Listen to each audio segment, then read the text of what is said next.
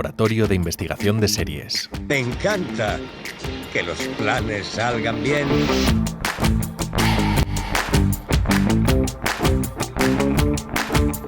Bienvenidos al Laboratorio de Investigación de Series en el 7º episodio de la segunda temporada.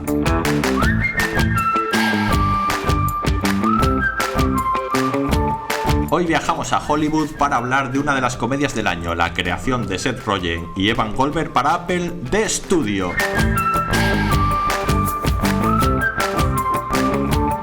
Y para esta satírica labor contamos con los analistas más ejecutivos de este podcast.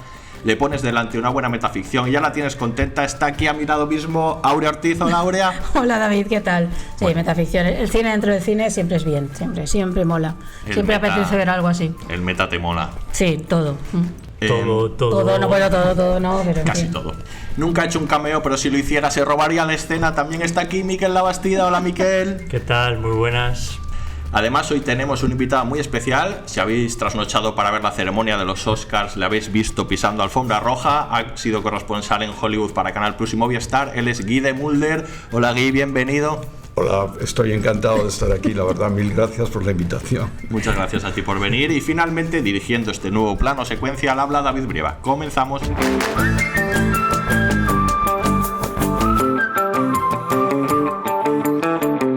Este podcast contiene spoilers. ¿Marty? En primer lugar te diré que elegiste Mundillo por ti. ¿Quién coño eres tú y qué me intentas decir? Queremos seguir otra línea y no haremos la versión Johnstown de Kool-Aid. ¡Oh!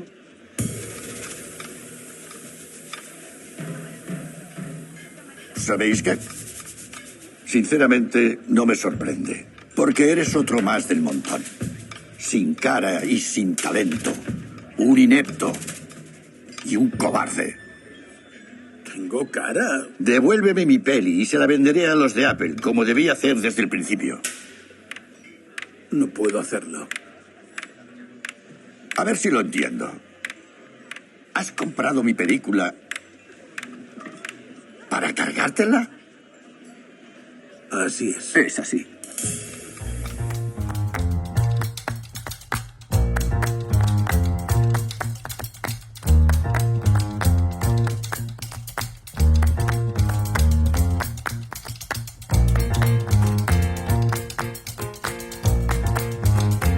Bueno, pues vamos a hablar hoy de Studio, de la nueva serie de Apple creada por Seth Rogen y Evan Goldberg, y vamos a adentrarnos en esta ficción para analizarla, pero primero también vamos a analizar otras cosas porque nos gusta mucho cuando las series nos dan la oportunidad de hablar de algunos otros temas que influyen también en las series de ficción y en el audiovisual. Y uno de los temas fundamentales de esta serie es el meta, es el hablar del mundo de Hollywood en este caso, pero de las series detrás de las series o del cine detrás del cine. Hay algo, Aurea, ahí que nos atrae mucho, como de correr la cortina y de mirar detrás, que cuando nos presentan este tipo de series nos sale este punto ahí voyeur nuestro de ver cómo funcionan ahí los tejemanejes, los mecanismos, ¿no? Y destripar el juguete. A ver, si es que el cine es tan fascinante que tú sabes que es todo mentira, pero tú te crees a pies juntillas aquello que está ahí en la pantalla, sea la pantalla que sea. Y es fascinante descubrir cómo se hace, ¿no? Cómo es todo tan falso y todo tan construido y al mismo tiempo tan verdad. Yo creo que nos encanta saberlo, nos encanta saber cómo tal película se hizo, qué pasó para elegir a tal actor o actriz, no sé, cómo son esas, cómo es lo de detrás, cómo se consigue levantar una obra así. Yo creo que esa fascinación del cine no es solo, a ver, porque la pantalla te atrapa sí o sí, sino, pero ¿quiénes son esta gente que se dedica a construir estos mundos que nos hacen la vida más feliz a los demás, ¿no? Yo siempre lo agradeceré esto, y por eso yo creo que también me gusta mucho este tipo de ficciones, porque gracias a los creadores y a los actores y las actrices que nos hacen la vida más fácil, ¿no? Y entonces yo creo que saber un poco cómo se construye eso nos gusta mucho, porque a veces surge de lugares insospechados y que de pronto nos hayamos metido en una historia que alguien ha construido de una manera tan particular, sí. Y además el cine dentro del cine está casi desde el origen del cine. Ya hay cortos de Chaplin, de Buster Keaton, ¿no? que están contando lo de detrás, ¿no? Cómo se filma, sus aventuras en los estudios. Entonces está desde el principio esa pura fascinación del cine como tema, como su propio tema, ¿no? Sí. Y luego hay algo como espectador, ¿no? que hemos construido, ¿no? Arquetipos, sospechas, leyendas en torno al cine, y este tipo de ficciones como que nos ayudan a confirmarlas, y eso nos hace como más felices de repente el pensar, sí, entonces sí que es verdad que detrás de las cámaras se comportan así, que son una panda de locos de verdad, ¿no? Sí, a ellos les gusta, que creo que a ellos les gusta también esa visión, y a nosotros nos reconforta de alguna manera como descubrir que todo eso que imaginamos es verdad, sin que lo sea seguramente. Y yo creo que estas ficciones normalmente sirven también un poco como para confirmar esos sueños y sospechas que tenemos los cinéfilos. Sí, sirven también un poco para enseñarnos los oficios del cine, ¿no? Y para ver un poco ahí quién forma parte y eso es bonito, es que hacer una película es dificilísimo. Incluso la peor película del mundo ha sido muy difícil de hacer. Conseguir un equipo, es esto Guy sabe muchísimo, nos cuenta, ¿no? Es el poder reunir un equipo y gente con muchas capacidades diferentes, con talentos, que todos juntos funcionen, que eso sirva para levantar una ficción. Es dificilísimo hacer una película. Entonces yo, incluso a veces, yo que hago, cuando hacemos crítica, ¿no? A veces que con 2 palabras te solventas, ¿no? Una película y piensas qué crueldad, ¿no? Aunque la película me parezca malísima. Pero ha sido un montón de gente poniendo energía, dinero, talento y demás, ¿no? Ahí haciéndolo, y yo creo que esa parte... Hay una parte como de homenaje cuando vemos eso, incluso cuando cuenten historias como aquí, ¿no? Algunas muy ridículas o muy negativas en otros casos, ¿no? Pero claro, no sé, es que es muy fascinante desde el principio, ¿no? Sí, hay como no tantos ejemplos de series, hay bastantes más de pelis. Quiero que comentemos unos cuantos, ¿no? Para ver cómo se ha hablado de esto antes. Tú, Guy, que conoces bien ese mundo, ¿qué referentes tienes, por ejemplo, de pelis o de series que hayan hablado de ese mundo que tú conoces ya desde dentro y digas, tú, ostras, es que esto es así en realidad, ¿no? En cuanto a un largo que me fascinó, fue el de Robert Altman, de 1992, The Player o El Juego de Hollywood. Aquí, El Juego de Hollywood. Me pareció maravillosa película con Tim Robbins, y hay algo de la estrategia de marketing, sé que hablaremos de marketing luego, pero Robert Altman y DDA, que era la agencia que promovía la película a nivel internacional, porque para esta peli hubo inversión internacional, entonces fue muy bonito lo que hicieron, porque hay una secuencia en la que Tim Robbins va al estreno de la película dentro de la película. Y entonces DDA, la agencia de marketing y publicidad, nos invitó a toda la prensa extranjera a grabar, a trabajar el estreno y a salir en la peli.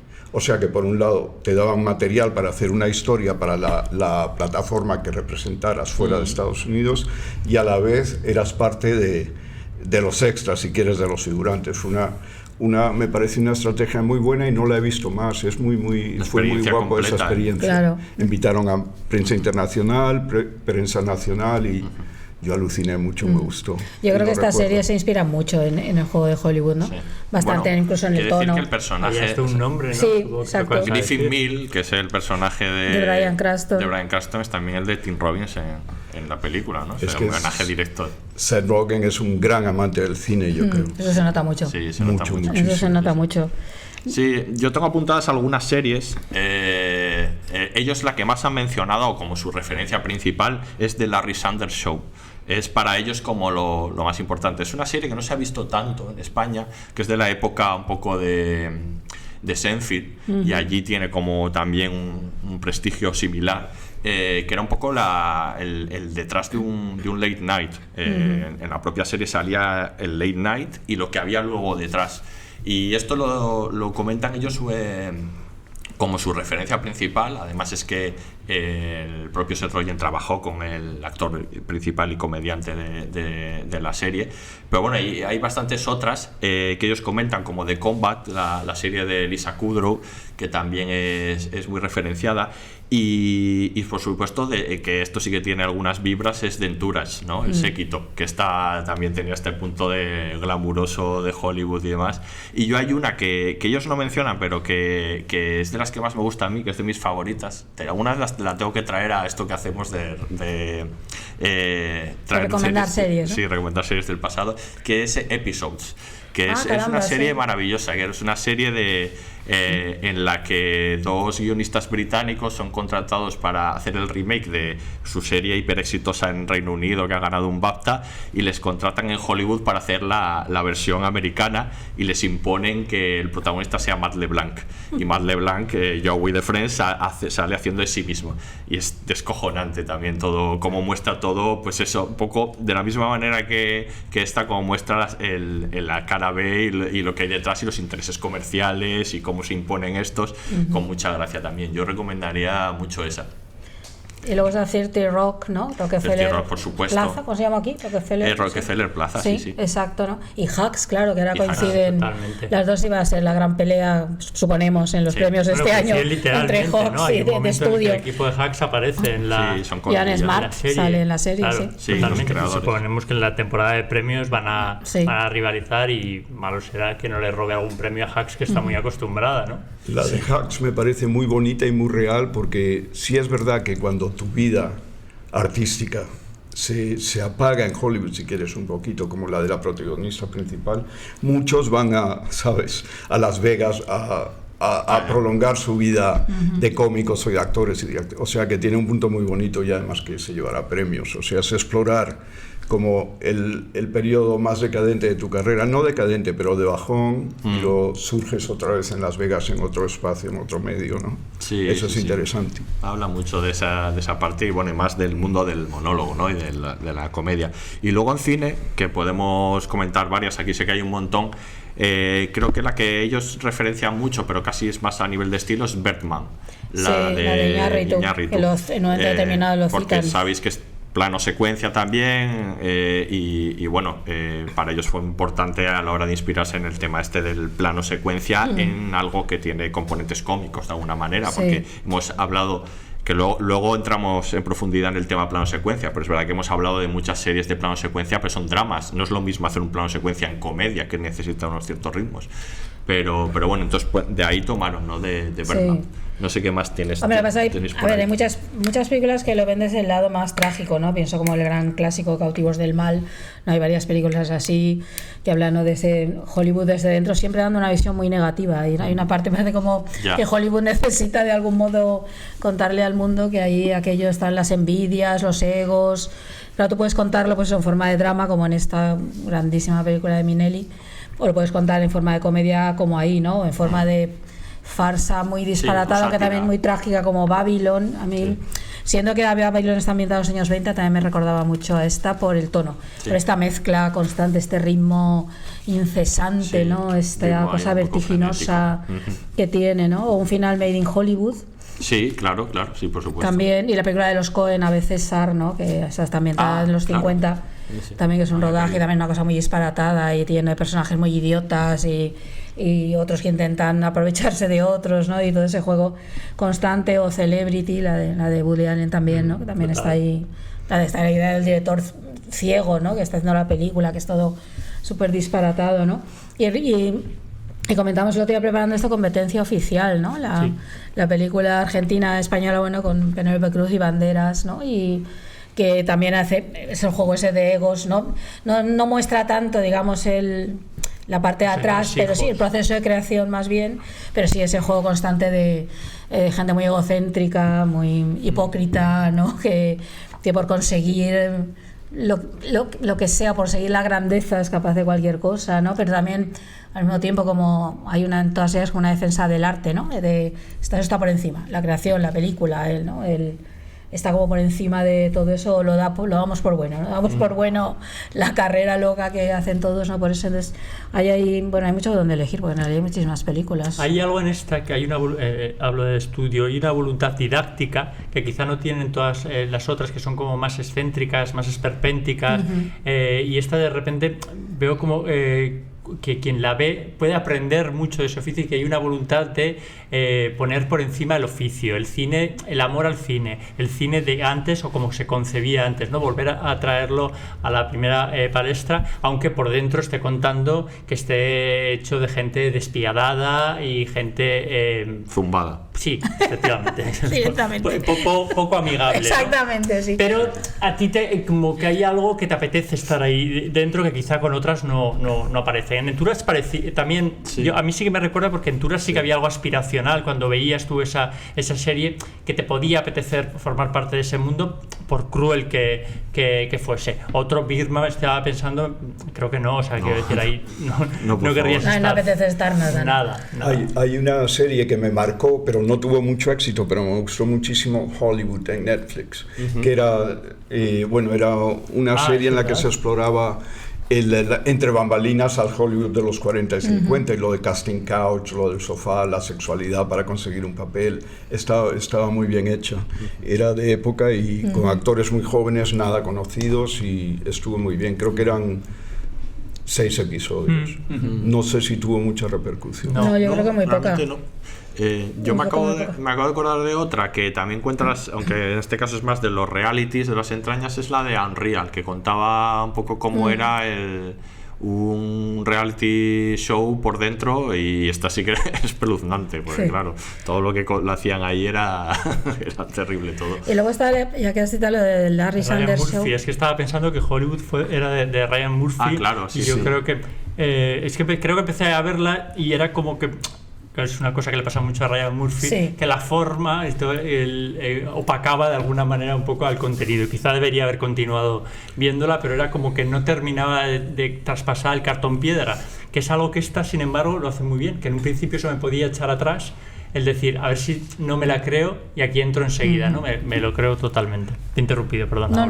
Quería comentar una cosa sobre Hollywood. Hollywood me impactó también porque es una de las pocas series, o que yo sepa, que exploró la era McCarthy contra el comunismo. Es muy de homofobia, antimigrante, es muy la América de Trump, pero en los años 40.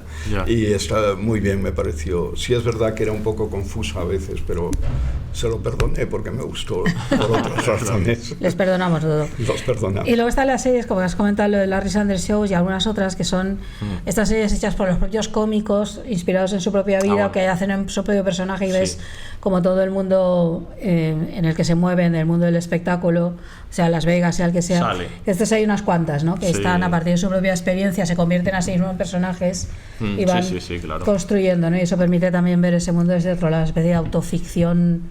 Pero casi sale, siempre ficción, pero también, ¿no? Pero sale todo esto todo ese tipo de cosas, de su mundo de trabajo, pues aparece, ¿no? Y cómo funciona. Creo que muchos actores y actrices les viene bien el interpretar a ellos mismos en series, porque los acerca al público, los humaniza, si quieres, porque luego ves que es como tú o como yo, y te acercas a ellos. El Nicolas Cage ha hecho mucho eso, me parece. Sí. ¿No? Aunque ese no es como nosotros. Ese es un poco distinto. No sé cuánto humano es muy particular. Es muy particular. Un personaje tremendo. Pues decíamos eso, que la serie era de una creación de Seth Rogen y Evan Goldberg, aunque también comparten creación con Frida Pérez, Alex Gregory y Peter Hugh, que en este caso, aunque es verdad que ellos dos son, digamos, las cabezas del proyecto.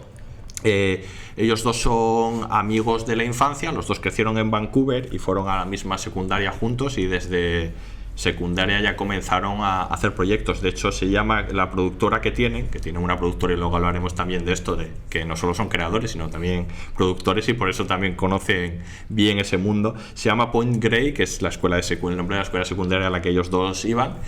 Y ellos ya empezaron en secundaria debían tener, no sé, tenían 13, 14 años, a escribir el guión de Superbad, o Super Salidos, como se llamó en España, que estuvieron como 10 años intentando vender, hasta que lo consiguieron. Eso fue un exitazo tremendo en su momento, esa peli. Seguida luego por Pineapple Express, llamada aquí Superfumados. Los extraños que no le hayan llamado Super algo a todas las pelis de estos tíos. Luego The End, que era Juergas Tan Fin, que ya en esta ya salían un montón de amigos suyos y demás, que esto es característico también de ellos, esto de tener muchos amigos dentro del mundillo a los que invitan a sus proyectos. Y luego, La Entrevista también, que es otra de las pelis suyas. Ellos además han sido productores de un montón de obra audiovisual, por ejemplo la serie The Boys es una producción suya y tantas otras, ¿no? Entonces conocen bien este mundo. Y en este caso esta serie es una serie más de madurez, como dicen ellos, en la que ya les interesan otro tipo de cosas y que consiguieron vendérsela a Apple, Miquel, a una de las cadenas que últimamente hablamos más. No todo el mundo tiene Apple y por lo que sea sus series no tienen tanto éxito como igual deberían por la calidad, pero de la que está haciendo series más interesantes realmente. Y yo es que creo que todo lo que los demás no quieren, porque por diferentes circunstancias, estoy pensando en separación, por ejemplo, sí. Termina en Apple, pero digo que termina para bien, porque esta serie con un presupuesto detrás claro. Bastante grande no sería posible. Y luego también con una anchura de miras, ¿no? Porque quiero decir, hay referencias constantemente a las plataformas dentro de las series, hace incluso mención a Amazon, a Netflix. Y referencias mal. Sí, totalmente. Sí. Totalmente. Y yo creo que es que Apple, ya lo hemos comentado aquí alguna vez, ha decidido tirar la casa por la ventana y hacer un catálogo que es que realmente puedes quedarte a vivir completamente en él, porque tiene las mejores estrellas, las mejores producciones, historias, sobre todo un amor y una creatividad por hacer unas series que no lo encontramos en otros sitios. De todos modos, creo que es dentro de lo de Apple, por lo menos simplemente por la información que proporciona la propia plataforma, esta ha sido una de las más exitosas y es probable, por lo que hemos hablado antes de los premios, que obtenga la relevancia que no ha conseguido con casi ninguna de ellas. Tiene pinta. Aparte de separación, pero no ha tenido todo el eco que seguramente esa merece y que creo que esta sí que se lo puede devolver, ¿no? Creo que Apple TV o la plataforma se quiere diferenciar de las otras como Netflix o Prime Video, no solo por los presupuestos gigantescos que tiene, porque leí algo que cuentan con 20.000 millones de euros o dólares, que es casi igual, para producir. Y otro de los aspectos que la hace única, que pretenden ser únicos para atraer talento, es la libertad total que le dan a personajes como Seth Rogen, en este caso Evan Goldberg. O sea que eso es muy atractivo cuando eres creativo y tienes un proyecto, porque normalmente Netflix o otras plataformas temen un poco, temen la censura, y en este momento más en Estados Unidos está surgiendo la censura en las networks y todo eso, o sea que Apple te da muchísimo espacio para desarrollar tu rollo. Y esa manera de producir que tiene más Netflix, de que en los 10 primeros minutos ya tengan que suceder todas las cosas, y está más pendiente de conseguir que todos los targets se enganchen, yo creo que en eso también es bastante diferencial Apple, ¿no? Es que hemos comentado alguna vez que era como que ha venido a ocupar como el espacio de HBO, ahora que HBO está mal vendiendo todo su legado y está un poco cargándose. Bueno, ahora acaba de hacer ahí un giro. Sí, un giro raro, que volverá a llamarse HBO otra vez, Nino Max. Pero bueno, esa idea totalmente. Que está como ocupando ese espacio, ¿no? Ofreciendo esa libertad creativa que decía aquí, ofreciendo, claro, series como Severance o como esta u otras que muy diferentes. Los Amos del Aire, de Spielberg y Tom Hanks, que hablamos aquí de ella, y que es la tercera de una trilogía cuyas dos primeras hizo HBO. Efectivamente. Esa es la evidencia de que se ha convertido en la nueva HBO. Y en ese sentido, por lo menos en el intento, ¿no? En la aspiración de las series. Muchas no les salen, y luego es verdad que ya hemos comentado alguna vez que dieron cifras no hace tanto y decían que ellos tienen el número de minutos de visionado, creo que era la métrica, en un mes, los mismos que Netflix en un día. Bueno, o sea, que decir, están muy muy por detrás, pero bueno, al menos la aspiración es de hacer buenas series que se distingan y, como decía Guy, de darle poder creativo a los creadores para que eso suceda, que es que sin eso es muy difícil. Y ellos decían que habían tenido toda la libertad del mundo, que pudieron hacer para esta serie, para el estudio, cualquier cosa. El único no que tenían, y este no es exclusivo de Apple, es que no se podía fumar, no podía haber tabaco. Esto ya es algo habitual en muchas de las producciones, pero si os fijáis no existe. Eso sí, hay todo tipo de drogas, es que no hay problema. Hay de todo. Puedes fumarte un canuto, pero no sin tabaco, pero sin tabaco, que no lleve tabaco. Pero yo creo que esta vez Apple esto lo va a seguir bien. Tengo la sensación de que con esta serie sí que va a conseguir, no sé si luego se traducirá en ceros, no sé si necesita muchos ceros Apple, para eso hace 15.000 tipos de teléfonos y otros utensilios, pero por lo menos... Pero es utensilios al teléfono Apple. Me encanta que le como usuario de Apple, o sea, utensilio al iPhone. Pero creo que esta vez le puede. Te has dejado el utensilio encima de la mesa. Efectivamente, yo creo que sí. O sea, a mí tiene toda la pinta de que se va a llevar unos cuantos premios. Sí. Pero bueno, ya veremos. Y merecidos, quiero decir que. Y porque además ya sabemos que les gusta mucho esto de verse a sí mismos. ¿No? Y premiarlo, ¿no crees? Yo creo que sí. Además, la campaña va bastante bien porque hace unos días el Gotham Awards, que es una asociación de periodistas neoyorquinos, nominaron a la serie en muchísimas categorías y parece ser que esto va a influir en los Emmys, o sea que pienso que va a ir guay. Yo les daría muchísimos premios. No, que sí, que eso iba a decir, que al margen de la diplomacia que desplieguen para conseguir esto, es que la serie está muy bien, que realmente se merecerá. Tiene los actores además premios. Para poder darle premios a los actores. Hombre, tiene todo. O sea, tiene un poco, y en los últimos años, ¿os acordáis? Quiero decir, no ha habido tanta variedad cómica. O sea, Hacks es una serie excelente, pero es verdad que tenía poca competencia. Sí, estoy de acuerdo. Sí, ganaba Colegio Abbott, han ganado series. Pero cosas que dices. Que no estaba con mal, todo mi respeto. Seguramente. Pero que eran más menores, o sea, quiero decir que no concitaban, pues es verdad que las comedias han cambiado mucho, ¿no? De toda la época esa de sitcoms en las que el éxito atronador de Friends pues no encontraba rival y bueno, y algunas otras en la misma línea, pero en esta nueva faceta que ha adquirido la comedia, yo echaba en falta mayor variedad. Y además que esta es una comedia pura. Es una comedia pura. Porque nominaban a The Bear para comedia, que dices, perdón, no toca esto.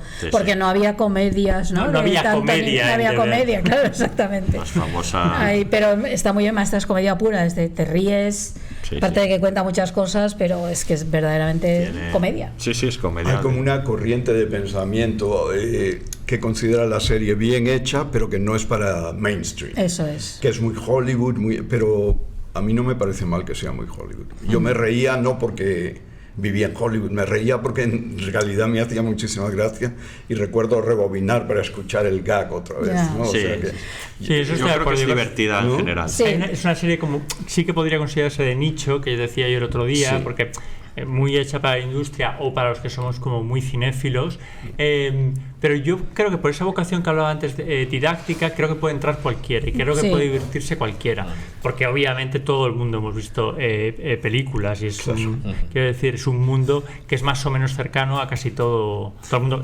La experiencia será diferente obviamente para quien la vea, pero bueno, creo que la vocación es más amplia. Sí, yo creo que lo que cuenta no sé, que no hace falta que conozcas ese mundo o ni siquiera conozcas a los actores o los directores que salen, bueno, más allá de los grandes nombres. Yo creo que sigue funcionando. El capítulo de la bobina es igual de divertido, aunque no sepas quién es Olivia Wilde, o sin duda el capítulo de los Globos de Oro lo es, aunque no sepas quién es la mitad de la gente. Yo creo que funciona por sí misma, no solo por los cameos, aunque haya un plus añadido para quien nos guste ese mundo, para quien pueda captar todas las referencias que haya, pues está bien porque no se va ahí como a más, pero yo creo que la serie funciona así. Y que luego, si queréis, ya lo analizamos un poco pormenorizadamente, pero que no solo por la tema, sino que el humor que tiene, hay humor de todos los tipos, para reírse. Slapstick, si te gusta, si entiendes más o menos el mundo tal, o si te gusta ver una caída, ¿sabes? O sea, es que hay un poco ahí. Persecuciones, es que hay un poco de todo, ¿no? Para que te diviertas. Vamos a escuchar ahora uno de los momentazos de la serie y continuamos hablando. El elenco que había esta mañana estaba bien y cada vez la estamos cagando más. Bill no puede ir con Cheadle por lo de la esposa. Mierda, es verdad. ¿Por qué no puede? Porque si don Cheadle está casado con una blanca, se podría interpretar como un menosprecio a la mujer negra. ¿Quieres eso? De acuerdo. No, pero ¿estás diciendo que el matrimonio interracial es retrógrado? Yo he salido solo con blancos, soy una persona racista. Yo qué sé, puede. Tengo la solución. Lesbianas. 2 lesbianas blancas con un niño asiático. ¿Eso sirve? ¿Su homosexualidad suaviza su blanquismo? Vamos a ver, me encantan las lesbianas, pero las blancas son lo puto peor, son súper tóxicas. Oye, tú eres una mujer blanca. Cuidadito. Mi padre es chipriota. Lo tengo, joder. todos negros y nos marcamos. Un Black Panther en toda regla. ¿Me seguís? Es incontestable. Ahora he dado en el clavo.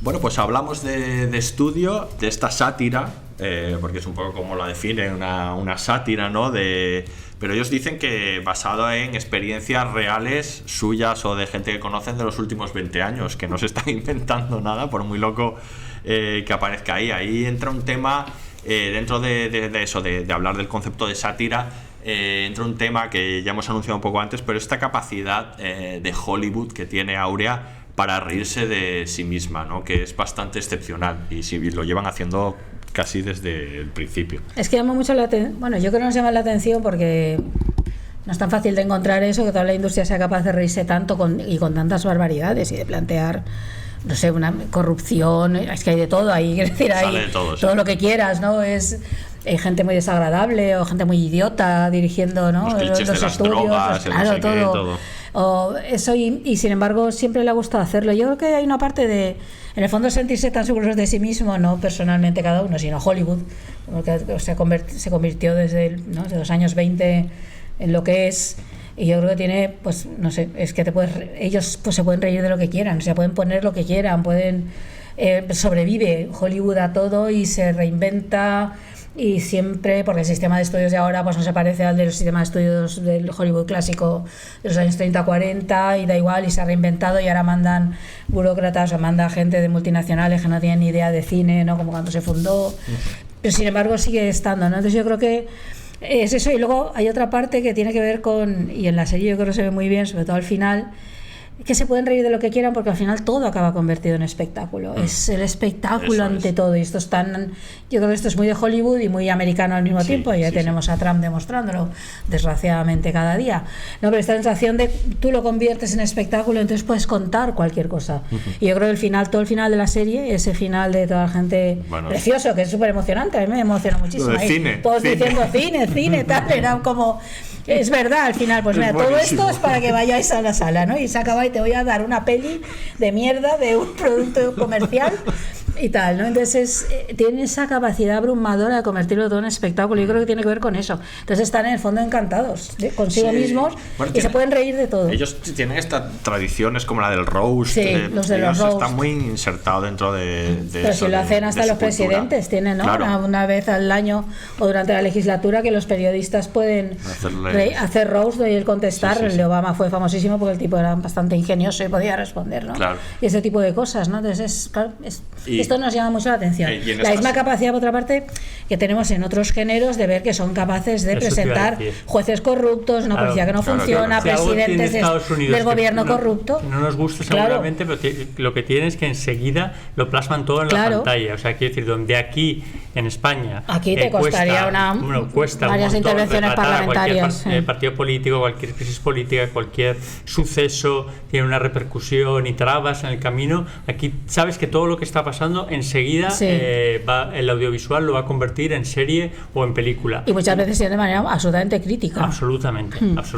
Sabes, al vivir allí te sientes un poco un personaje de una serie, pero no por nada. Es verdad, porque no sé, vas en el coche, vas al supermercado, te sientes la y todo es como en las películas, ¿no? Es todo como en las películas. Las casas son como de decorado, no puedes poner un cuadro porque se te cae el tabique, es todo muy finito, es todo muy de tele, no sabes dónde empieza la realidad y la ficción. ¿Tú cuántos años has vivido allí? 30 y pico. En Los Ángeles. Bueno, 10 en Nueva York y 28 en LA.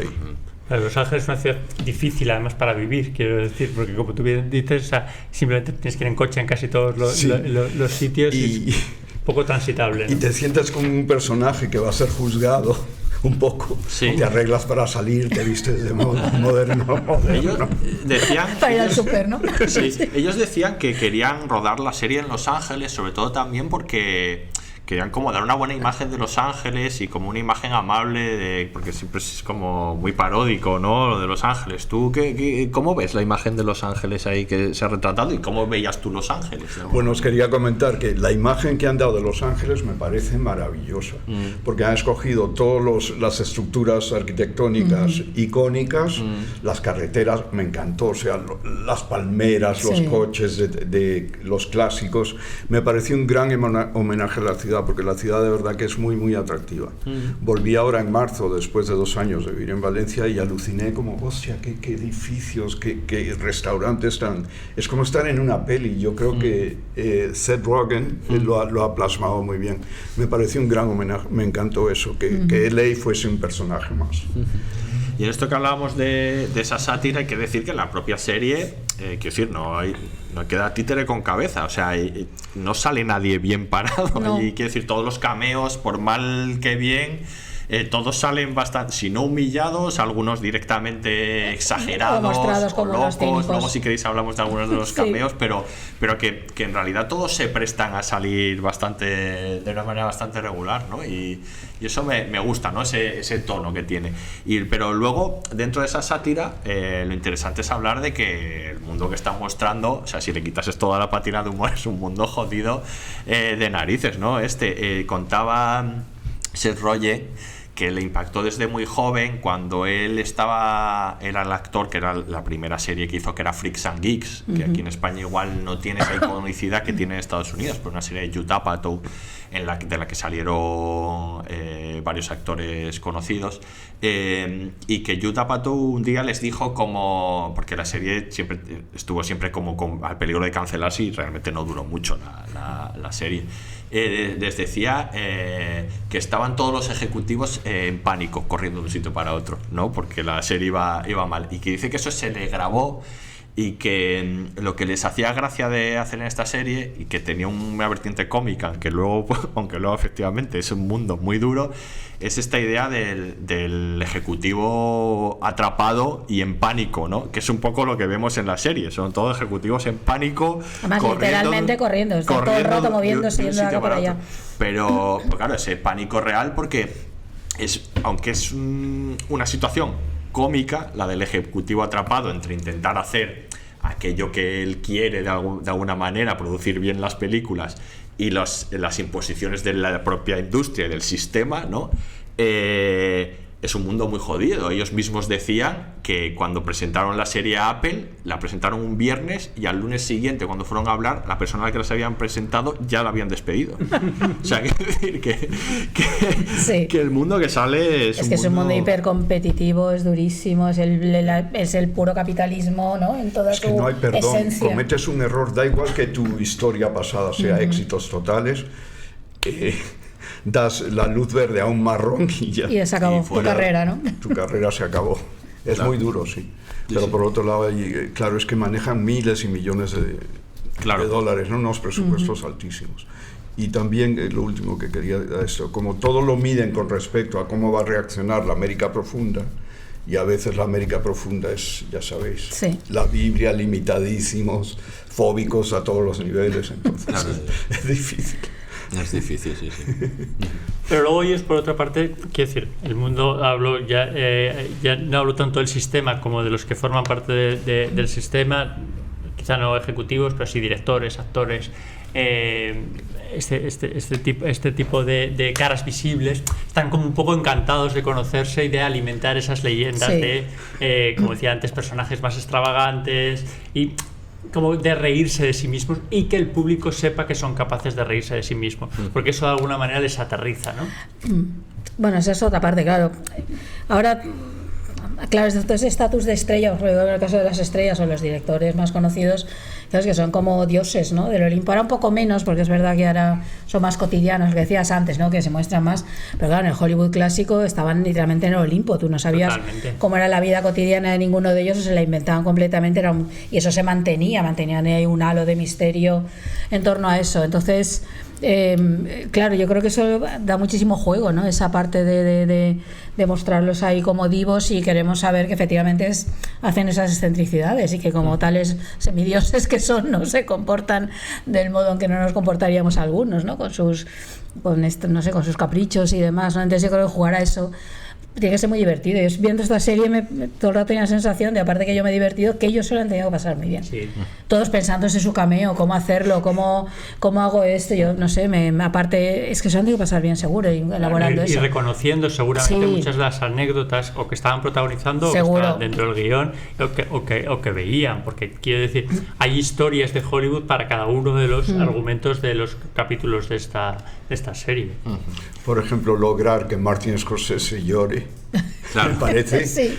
maravillosísimo. Y que él se preste, me parece maravilloso por él y por Seth Rogen, los Sí. dos. Sí. ¿no? Y lo que pasa es que luego, que además hay mucho sentido ahí, porque claro, estamos hablando en el fondo de que a alguien como Martin Scorsese no le van a dejar hacer una película que él quiere hacer, nada menos que a Scorsese, que es como Dios. No solo no dejarle comprarla, No, eso, la compran para que no la pueda hacer nada. Eso es boicotear. Entonces está esa parte que, claro, es como mucha risa todo y nos reímos todos, pero en el Pero fondo son prácticas que no, se no. hacen. Y lo que está contando es la batalla estaterra, ¿no? Entre la creación y el dinero, Claro, ¿no? Entre ese es el tema. el impulso creativo, el quiero contar esto y no puede porque esto no da dinero, o cuenta esto que va a dar dinero aunque es una mierda, y te obligo a hacer una película sobre algo muy estúpido, ¿no? Y cosas así. Entonces es durísimo lo que cuenta, lo que pasa es que claro, lo hace de ese modo, pero a ver, por una parte te ríes mucho, pero también queda como algo muy amargo, ¿no? Yo creo que muchos de los capítulos te dan una sensación de uff, ¿no? Es que esto que duro es, ¿no? Es cuántas cabezas hay que pisar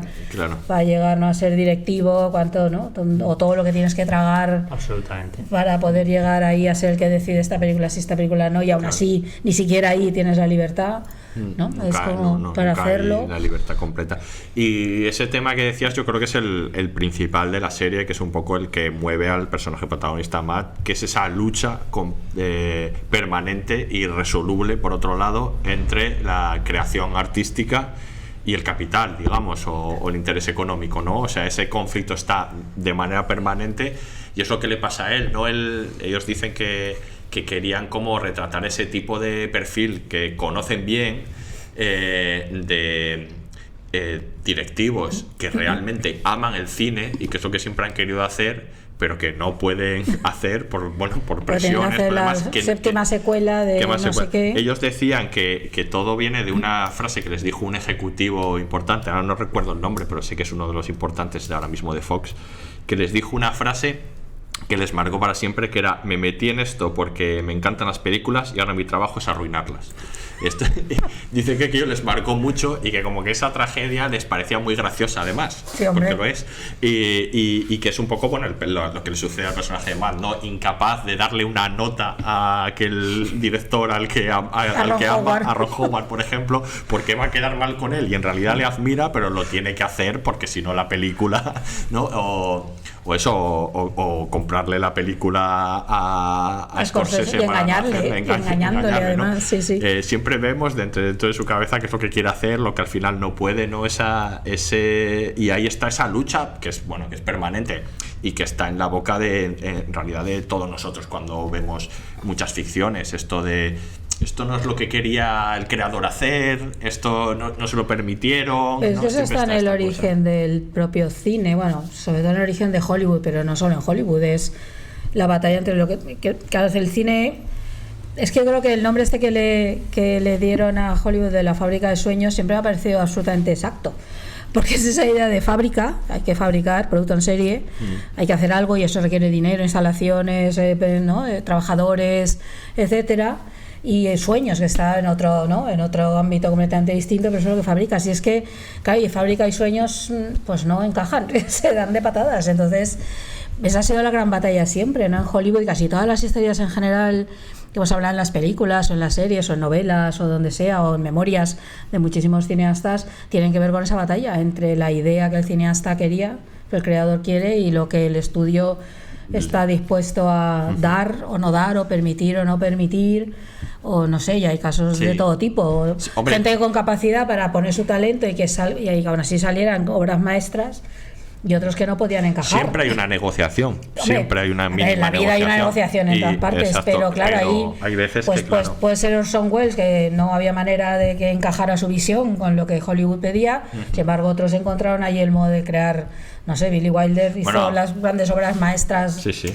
En series hemos hablado de David Lynch y Twin Peaks, por ejemplo, de cómo él no pudo crear la serie que quería crear, ¿no? Y cómo le obligaron a descubrir quién era el asesino. Y luego se hace marca esa tercera temporada loquísima que ha hecho, que dices, no he entendido nada, pero ole, y qué bien que exista, ¿no? Pues claro, sí.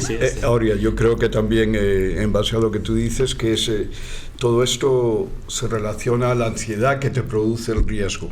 Claro. Si eres uno de estos trajes o ejecutivo con tanta responsabilidad, no toman ningún riesgo, quieren hacer algo seguro, la cuarta entrega de no sé qué, en lugar de explorar un poquito. Como en la serie me gustó mucho lo de Kool-Aid, que es un producto nefasto, súper procesado, que son polvos que vienen en un sobrecito y lo mezclas con agua y es como una limonada o un zumo de fresa. Es terrible.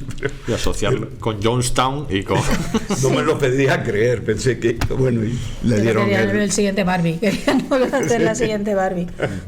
Pero hay una cosa muy bonita, que es que en el capítulo de los Globos de Oro, no recuerdo quién está, si es un presentador o alguien agradeciendo un premio, en el que dice que ha ido a comprar una entrada para ver la última de Avatar, no porque le guste Avatar, porque sabe que si Avatar triunfa, todos tendrán trabajo durante no sé cuántos años, pero que si Avatar no triunfa, estarán en el paro todos durante mucho tiempo. Entonces hace ese alegato de compras esa entrada para Avatar, te guste o no te guste, pero si amas el cine, tienes que ver Avatar. Entonces, como de alguna manera aceptar las reglas de que para que exista todo tipo de cine, o sea, para que tú existas, yo exista, tenemos que apoyarnos entre todos y tenemos que hacer que esa fábrica de sueños a la que tú hacías referencia pues sea rentable, ¿no? Y me gusta, porque creo que al final es un poco lo que resume la historia del cine, resume el momento actual del cine, que es por supuesto mucho más delicado, y resume un poco el espíritu de esta serie y del personaje principal, que casi no tiene ningún tipo de duda a la hora de aceptar el cargo, pese al que le gusta mucho el cine, sabiendo todas las renuncias que va a tener que hacer y los sacrificios, ¿no? Bueno, pero piensa que también desde ahí podrá hacer algunas cosas que al final no puede, pero sí. Es un poco como apoyémonos para evitar el desempleo. Eso es. Contribuyamos a nuestra industria y seamos para evitar el desempleo y para que tú puedas hacer esa pequeña película de autor, para que el otro pueda hacer el debut de no sé cuánto, pero para que todo eso suceda tienen que seguir existiendo avatares y tienen que funcionar. Y todos tenemos que aportar nuestro pequeño granito de arena. O sea, nadie puede separarse, ¿no?, de esto. Y bueno, quiero decir, me gusta realmente ese espíritu colectivo. Sí, lo que pasa que sí, trasládalo aquí. Es decir, tenemos que ver Padre No hay más que uno 5, que se estrenará ahora, ¿no?, para que pueda existir Sirat o una quinta portuguesa. Hombre, si lo pones así, Aurea. Pues es que es un poco lo mismo. Claro. No, a ver, lo dijo, ¿no?, en su discurso la productora, ¿no?, cuando ganó los Goya. Lo dijo muy claro. Claro que es un tema que dices, bueno, claro, igual Avatar tiene más empaque, ¿no?, digamos, a lo mejor, ¿no? Pero bueno, siempre ha sido un poco así. Hay muchos cineastas que entraron al trapo. John Cassavetes se hartó de actuar como actor en películas excelentes algunas y otras infames, Orson Welles, y con eso sacaban dinero para poder hacer cine como director, que es lo que perdura, ¿no?, y su gran contribución. Otros no han podido hacerlo pues porque no encajaban, porque les destrozaba el sistema, ¿no? Es que el sistema ha destrozado muchísimo talento también. Un sistema tan duro. Bueno, en la propia serie sale, o sea, lo dice literalmente, ¿no? Como estamos haciendo esta película para poder hacer 3 películas independientes en un momento dado, ¿no? Claro. O sea, no y ya los solo estudios también lo hacen, eso. No solo la visión macro, sino un estudio a sí mismo en sus propias cuentas hace esto, saca esta película permite pagar que sacó Minecraft o por citar el último blockbuster así, o Emoji Movie, por si alguno piensa que la de Kool-Aid es una película que no podría existir, existe Emoji Movie. Pero se ha hecho una de Legos y no hay muchas, es una cosa increíble. Entonces yo hago este blockbuster y con lo que gane puedo hacer 3 películas independientes, de las cuales una de ellas conseguirá estar en cartelera un poco más de tiempo, otra se llevará un par de premios y la otra a lo mejor nada, ¿no? Y con eso un poco cubren. Y ese es el sistema, sobre todo lo que decía Miquel, a día de hoy, que es más complicado que nunca.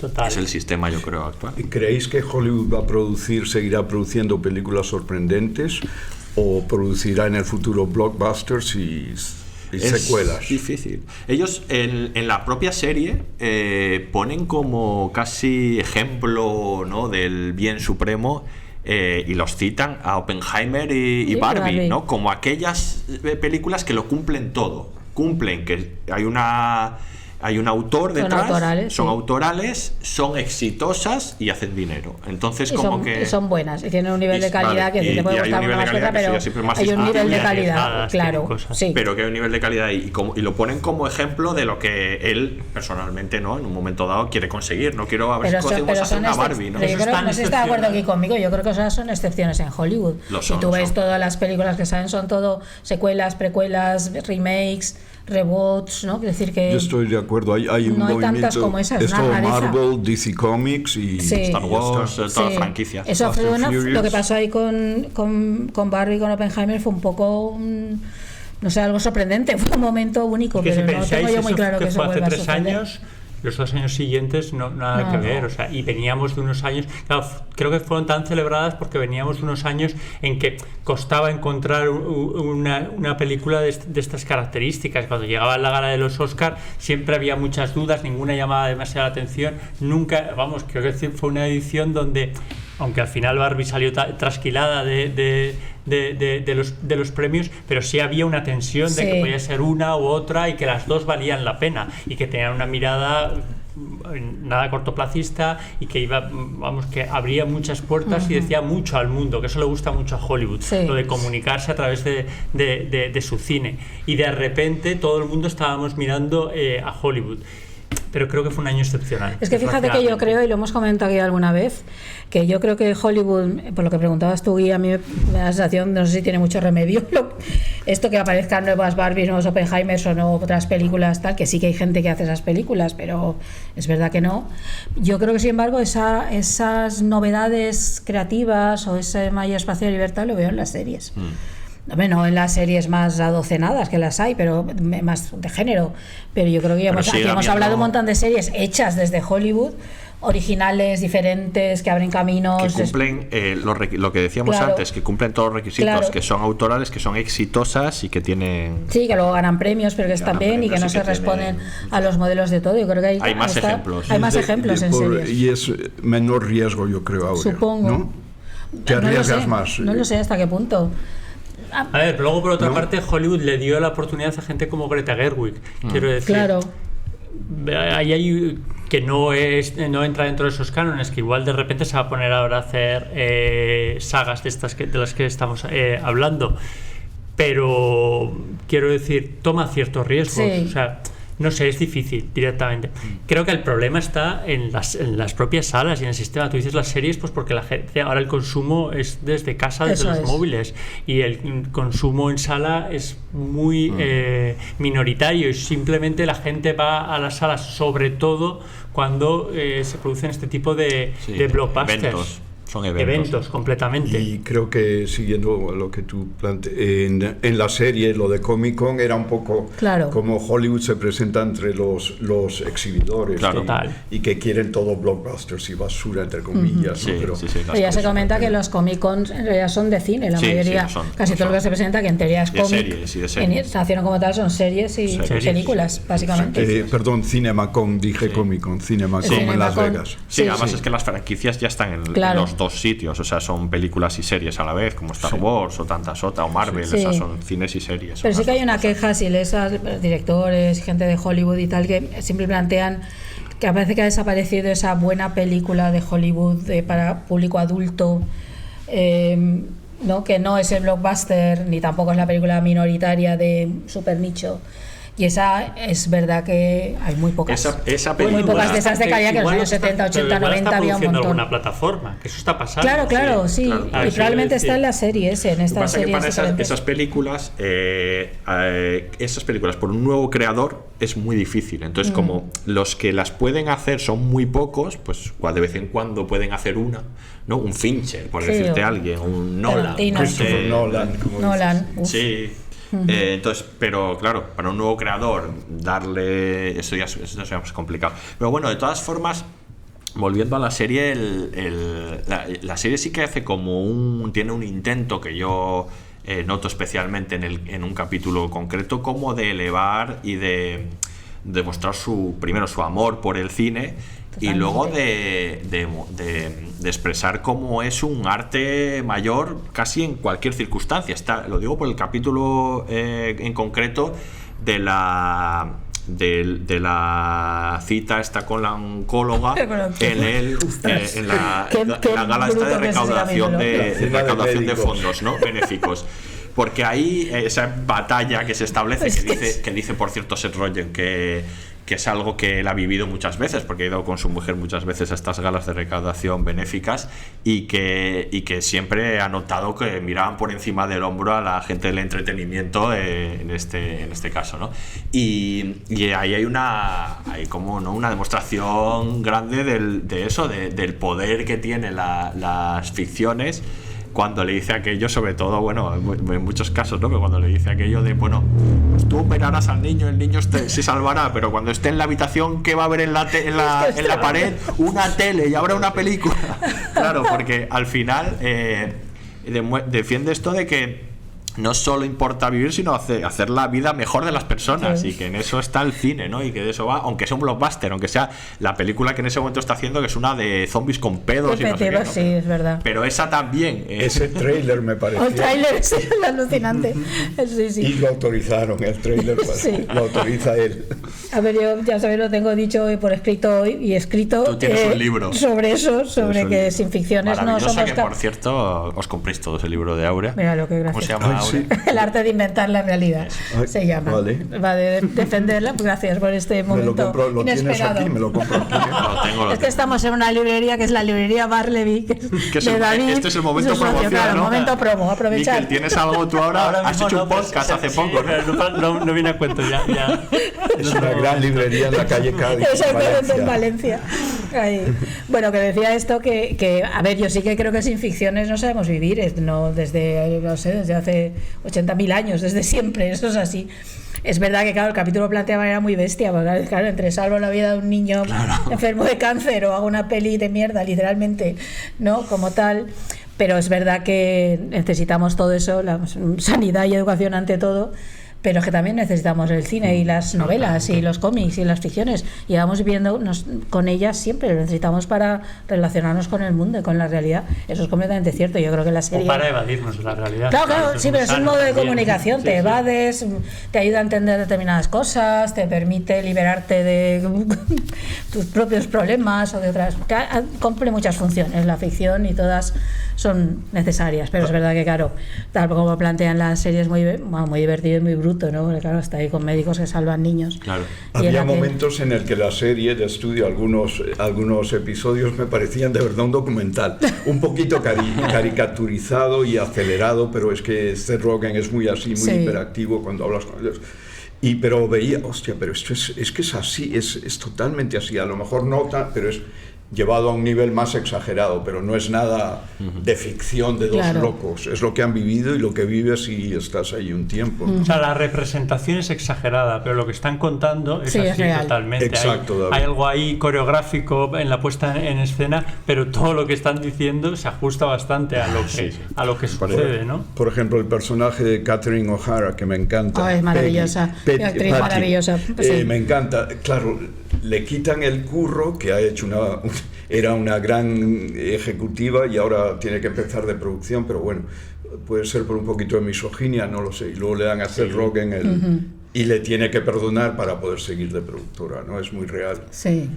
Puedes estar en la cima de ser la máxima gurú de Disney y al día siguiente ahí en la es que calle. Lo que plantea, por ejemplo, en el capítulo de la cena que comentamos, que puede ser muy bestia como se plantea decir, ala, ¿cómo te estás pasando? O te estás ahí como mucha vergüenza ajena produciendo el personaje ante los médicos, pero es verdad que los médicos son una cena benéfica en la cual sortean partidos de golf, a ver, quiero decir, para poder pagar operaciones a niños, ¿no? Entonces, claro, es que es un mundo muy absurdo. Claro. Entonces eso también está reflejado, ¿no? Ellos tienen que ir los médicos, bueno, que tampoco les da tanta gracia, o sí, a hacer el paripé, ¿no? Y muy hipócrita de estar allí, para llevar su smoking de cuando se casó, ¿no? De hace 20 años, súper anticuado, para decir, yo salvo niños, cómprame mi partida de golf, ¿no? Entonces, claro, yo creo que también está muy bien porque en el fondo está en un lugar muy absurdo. Todo lo que está pasando ahí es muy absurdo. Pues lo tenemos completamente interiorizado, porque esto es lo que pasa en todas partes, pero lo que decía aquí, que es real, pasa aquí está contado con ese ritmo frenético, con lo que se cuenta, con su plano secuencia y el jazz y la percusión esta que se te mete hasta en la médula, pero sí, ahí es lo que hay. Sí, es lo que hay. Y luego, bueno, lo que decíamos también de que nos gusta mucho siempre ver un poco cómo funcionan las cosas por dentro, y en este caso se explica, como decía Miquel, esa parte didáctica, ¿no? Cómo es un estudio y quién toma las decisiones y con qué motivaciones, y todo eso está muy bien. Aquí entra lo que comentábamos antes de que él es productor también, y cuenta Seth Rogen que él ha estado muchas veces en esa posición, en la de estar en un rodaje en el que nadie quiere que esté allí, claro. Como en el capítulo de Sarah Polley, ¿no? Del plano secuencia de Sarah Polley, ¿no? Este personaje, hombre, sin hacer lo que hace él allí, que es joderle el plano secuencia permanentemente, pero que bueno, que él sabe un poco cómo funciona esto y qué roles desempeñan cada uno, y la serie nos lo cuenta muy bien, o sea, nos cuenta muy bien el absurdo de la toma de decisiones. Aquí voy a sacar ya directamente el mejor capítulo para mí de la serie, que es el del casting. Ostras, todo ese absurdo de cómo se toman las decisiones, quién las toma y con qué sentido, cómo todo se va volviendo cada vez más absurdo a medida que más gente opina y más absurda se vuelve la decisión que han tomado, ¿no? Y qué creíble resulta. Y qué creíble resulta. Sí. Ese capítulo es alucinante. Ese capítulo me creo completamente que eso haya pasado en una sala de guionistas o de directivos. Vamos. Sin duda. Tú piensas en todas estas series multiculturales de ahora, para llegar a eso ha tenido que haber esa discusión y muchas otras, ¿no? Dentro de la sala tiene que haberlas. Y eso, y no, sobre todo eso, que funciona muy bien a la hora de entender esas partes. Bueno, eso, sí. Claro, es que yo creo que hay una parte del mundo del cine, aunque hemos hablado antes de estripar el juguete y mostrarlo atrás, que yo creo que es muy difícil de entender para la gente, que es que acá hay muchísima gente involucrada en una película, ¿no? En Hollywood ni te cuento, mira, los créditos duran minutos y minutos y minutos, y por ejemplo la figura del productor es muy difícil de entender, porque claro, tú tienes en la mente la figura de un productor, pero eso no es así, hay un montón de figuras de productor, que sí está el productor ejecutivo, el productor no sé qué, que esos que aparecen muchísimos, que nadie sabe a qué se dedica cada uno, es imposible para la gente de entender. Y ahora además, ahí se ve además está esta figura que se ha extendido más recientemente de hacer productor al actor, a los actores protagonistas, que en realidad no hacen una labor de producción. Efectivamente, como tal. Sin embargo, todos son productores. Entonces yo creo que sí que muestra bien la complejidad de todo ese entramado, de que hay un montón de gente tomando decisiones, que el peso del marketing, ¿no? Que está desde el principio, o el peso de todo eso ahí está, y haber elegido eso, la figura de un directivo oscuro, esos que nadie cita cuando dan premios, ¿no? Porque su trabajo es estar ahí, no aparecer, pero que es esencial porque es el que aprueba o no que una película se haga, ¿no? Dentro de un esquema en el cual él no pone el dinero, él es un tipo que trabaja en una empresa, y que esa empresa igual al día siguiente le tira, ¿no? Si ha fallado la peli, ¿no? Entonces eso está bien contado, porque eso es muy complicado en general.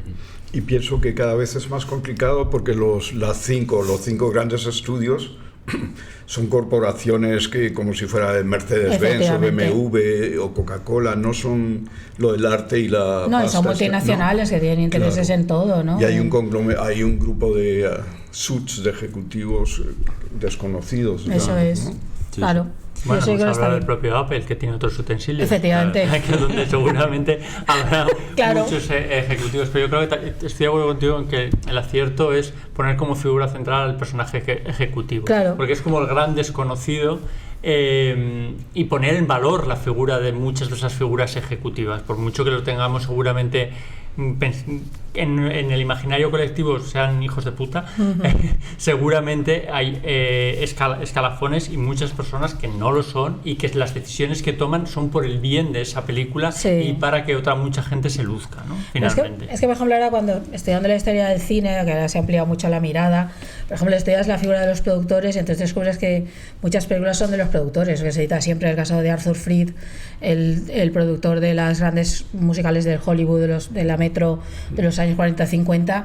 Claro, él era el que elegía el equipo, él era el que, en realidad las obras son de Gene Kelly, son de Minelli, pero son muy suyas también, y esa figura es esencial para que esas películas existieran, ¿no? Entonces algunos nombres han aparecido porque hay como una unidad importante ahí, pero es verdad que son figuras esenciales luego para construir la propia historia del cine, ¿no? El Hollywood como es y las películas. Y aquí, aunque se haga la broma esa de efectivamente que no son los que se citan, luego la propia historia y el día a día te das cuenta de que sí que hay mucha gente que los cita. Pero cuando te encuentras con un buen productor, esto lo sabemos por los casos españoles, que los tenemos como más cercanos, ¿no? O sea, como mucha gente agradece a según qué productores... Sí.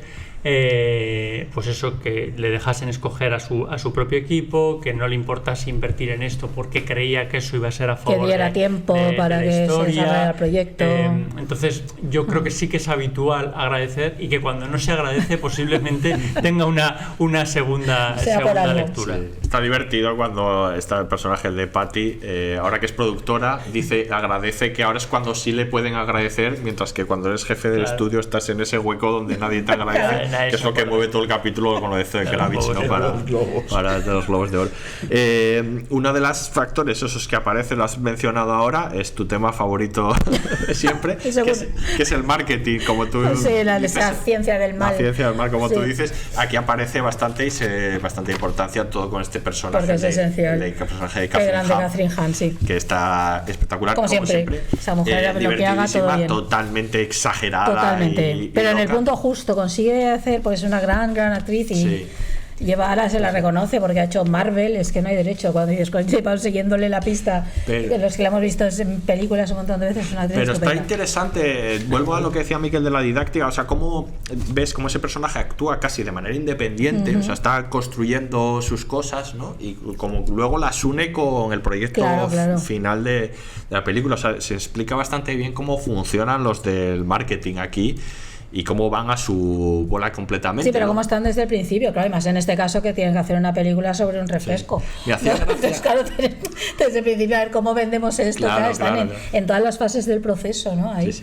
Y me hacía gracia que en una de las entrevistas, paneles estos gigantes de presentación de la serie, le preguntaban a ella, y que había tenido reuniones con la gente del marketing a ver un poco cómo era, y decía que le había sorprendido mucho que ellos a sí mismos, los del mundo del marketing en el cine, se ven como creadores, y que para ellos hay una gran diferencia entre el resto de ejecutivos que tienen muchas conversaciones pero no hacen nada, y ellos, porque ellos dicen que construyen cosas, que hacen trailers, hacen cosas creativas, o sea, dentro del mundo creativo, por así decirlo, ¿no?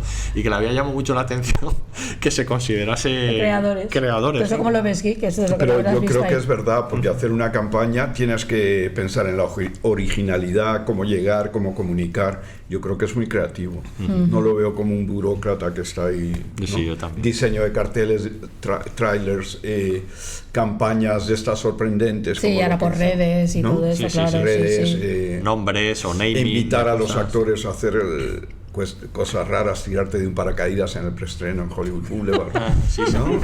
Como alguna estrella, ¿no? Como alguna mega estrella. Hay algunos geniales. No sé si habéis visto, hablando de Severance, la promoción de Severance es increíble, la de que estaban no sé si era en Nueva York, no me acuerdo dónde era, en el metro, habían construido un cubículo de la oficina suya y estaban allí los actores trabajando. Pues yo no lo había visto. Y para promocionarlo, y era alucinante. Bueno, es que acaba de destacar entre tanta producción. Sí, cosas así son hay que hacerlo, no cabe duda. Tienes que estar ahí dándole al coco todo el rato. Bueno, y estar muy atento a las tendencias, a todo lo que salga, para poder meter ahí también algo, ¿no? Claro, si de pronto algo se pone de moda, poder sumar lo tuyo, ¿no?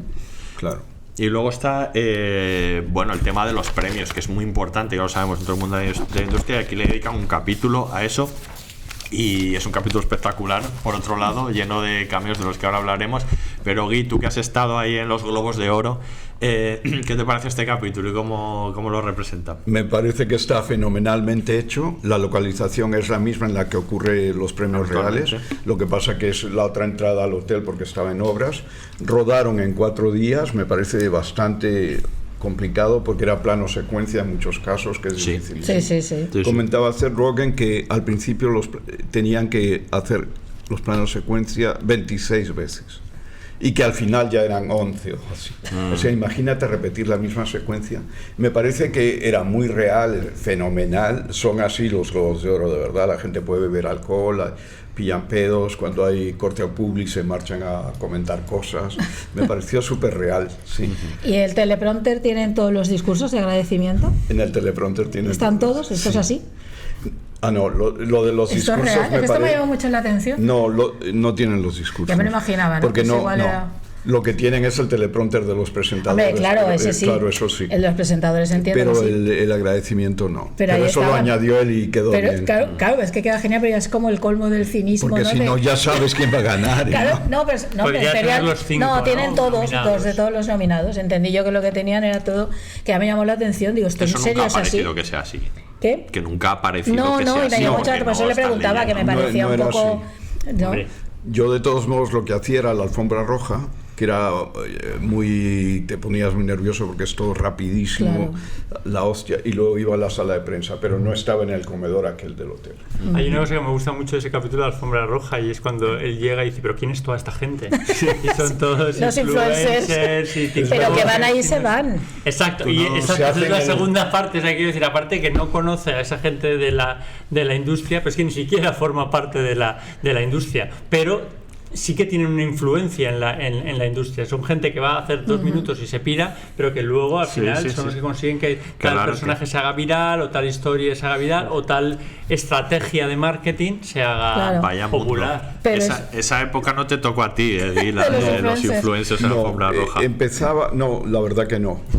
Pero sí que Por empezaban suerte. a invitar a influencers Claro. a hacer junkets, por ejemplo. Claro. Y nosotros, pero este tío, ¿de qué ¿Quién va? es? Y era un chaval de 18 que tenía 24 millones de seguidores. Claro, cosas así. De Ciudad de México, cosas así. Pero eso, por ejemplo, creo que fue en los últimos Goya, me parece, algunos actores, bueno, alguna gente del cine español lo comentó, esto de un montón de gente de influencers que están allí, que nadie sabe quiénes son, pero que no entran, o sea, van, eso, y bueno, y en el Festival de Cannes este último, sí que filmaron a un montón de influencers intentando subir la escalera, ahí para aparecer, y los de seguridad apartándolas, para por lo menos tener la foto de estar en la escalera, aunque no estaban invitadas. Y dices, madre mía, qué mundo este. Ahora la ceremonia de los Oscars, desde hace un par de años, ves más influencers cubriendo la alfombra roja que periodistas de Ya. cine. Que no preguntan nada, preguntan, ay, ¿qué tal tu pelo? ¿Me puedo hacer una sí, foto? sí, Es triste eso. Sí, la verdad que sí. Pues Pero el capítulo es muy divertido. ese Sí, capítulo ese capítulo es- Hay maravilloso, muchas me encanta. cosas que me gustan. Descacharrante. Hay un momento en el en qué mesa te han sentado. Y usted te lo puedes en la 170 y algo, es que estoy con los de las series. Los de la tele, Los de claro. Una serie Esa, es que brasileña, eso, no sé qué dice sí. que está así. Pero que luego se convierte en el gran personaje cuando Bueno, recita claro, al otro. Qué bueno es eso. efectivamente. Salsa, Es- Sarmiento. Ay, qué gracioso. No me qué acuerdo cómo gracioso. se llamaba. Sal Saperstein, cuando Sí. están ahí, Sal Saperstein. todos ahí. Pues mira, en ese capítulo hay mucho de lo que vamos a hablar ahora, que es el temazo, lo que le da calidad a la serie, que son los cameos. Empezando por el de Severance. Empezando Sí, por el por Adam Scott. Por Adam Scott, sí. Empezado por Adam Scott. En ese capítulo, por supuesto, es en el que más hay muchísimos Hombre, lo tiene cameos. lógica, claro. Hablemos un poco de esto, de los cameos y de paso de los capítulos, ¿no? En los que salen. Porque era, claro, es decisivo en la serie, efectivamente, porque, bueno, simplemente el hecho de que salga Scorsese, pero cómo los usa. O sea, la importancia es que no aparezcan simplemente por aparecer, por ser un atractivo de la serie como un nombre, y que esté integrado. Sí. O sea, esto era muy importante, que sean personajes interesantes o divertidos, ¿no? Que la trama los necesite, Sí, ¿no? exacto. Que no estén ahí metidos. No, y que con les da una calzado. trama y que tiene que ver con lo que está ese capítulo contando, porque cada capítulo cuenta. O si sale una para cosa. decir una frase, que esa frase pues tenga un sentido, sea divertida, como Charlize Theron, por ejemplo, tantos otros, ¿no? Yo creo que esto es lo que mejor hace Sí. la serie en ese sentido, ¿no? Como Sí. integrar a esos personajes, hacer que las tramas giren en torno a ellos y que le dé valor a la serie de alguna manera, no sea ese cameo. No, no es un desfile de cameos a los Santiago Segura, no. Es Esto otra cosa. yo creo que esto lo hace Ah, sí. sensacional, la serie. Aquí no hemos citado una serie que tiene que ver con esto, que es Extras, la serie de Ricky sí, Gervais, claro. donde ahí aparece Kate Winslet, ¿no? Sí, Diciendo ahí sí que está centrado en ellos. Claro. pues el de Liam Neeson, que Liam es maravilloso, Neeson, increíble. el de Kate Winslet, que se ríe muchísimo, es muy cruel, mucho más, es casi más cruel que esta, hombre, esta serie, claro, es que es pues Ricky británica. Gervais de natural lo es. Pero sí, yo creo que está muy bien porque lo que decíamos antes con lo de Scorsese, que están para contar algo. O lo de Ron Howard, ¿no? Ron Howard, que tiene la fama, no sé si es cierta, de que es una buena persona y que es un tipo Es muy dulce, querido. es como lo ves. Es Sí, como, ¿no? Es así él, ¿no? Y entonces Sí, ahí como es así. le da una vuelta a su propio generoso, personaje y es se un muestra. poquito como Tom Hanks, que son del mismo equipo de la bondad y del buen rollo. Y yo creo que tiene que no sé, que tiene sentido, tiene que el otro no se atreva a enfrentarse a algo, lo buen tipo que es, cómo le voy a decir que no le vamos a poner esto que es su historia personal, o lo de Scorsese que es esto, al final acaba, pues mira, tú no podrás hacer nunca esta película porque voy a impedir. Entonces, no sé, está bien, ¿no? O con Olivia Wilde, todo el juego ese con la bobina, que es como muy idiota, en el fondo quiero mi bobina, pero es aquella defendiendo su libertad creativa, ¿no? Y además una directora conocida como actriz, pero que es directora, y que supongo ahora tiene que batallar lo suyo para ser directora, o Sarah Polley, ¿no? Sarah Polley también. Entonces, que Sarah Polley decía, no, pero metedme más caña, pues, o sea, ponedme más como dura o rígida, ¿no? Porque se ve que la habían hecho muy amable y tal, porque la admiraban mucho, y eso. De nuevo volvemos a que todos se prestan, los que salen, a quedar bastante mal, o sea, en el sentido de que, se les trate de alguna manera ridícula. Buscan mucho el juego de o exagerar sus personalidades propias o jugar a la contra. En el caso de Ron Howard es el más evidente, ¿no? Pero también es gracioso, por ejemplo, cuando sale Johnny Knoxville, porque él hace todo lo contrario, que Knoxville es el de Jackass, o sea, y es un tío súper centrado, ¿no? Súper tranquilo. Todo lo contrario. O el de Zoe Kravitz, que a mí me llama la atención porque, por ejemplo, a mí se me ha parecido como muy estirada, ¿no? Pero tiene esta imagen tan etérea, ¿no? Como tan sofisticada, y de pronto haciendo estas barbaridades, ¿no? Que hace en la serie, mostrándose ahí con las drogas y haciendo estupideces, ¿no? Me parece muy gracioso. Es que va muy a la contra de la imagen que tienes de Zoe Kravitz, ¿no? Como muy lejana, ¿no? Una sensación de estrella distante. A mí me llegó el de Steve Buscemi, que es un actor así un poco, en mi opinión o mi experiencia, un poco antipático, pero me gustó lo que hizo, se arriesgó y ¿no? Estuvo bien. Otro que me encantó es Anthony, ¿cuál es el apellido? No me acuerdo, es un actor muy guapo. El de la serie de los The Boys. Sí, el que está en los Globos de Oro. Anthony Mackie, ¿no? Anthony Mackie, vale, de Marvel. Mackie, el nuevo Capitán América, Sí, el de que parece que va a tope con Ron Howard, luego por decirle a Ron que me encantó todo eso. Está muy bien, es verdad. El Anthony Mackie me encanta. Es muy divertido, sí, la verdad.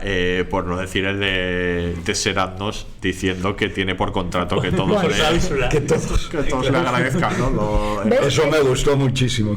¿Y que te lo crees? Claro, pero ves esa muestra de lo que hablábamos antes, esa muestra de la absoluta seguridad que tienen en sí mismos. Es decir, que el tipo sale reflejado como un cínico rematado.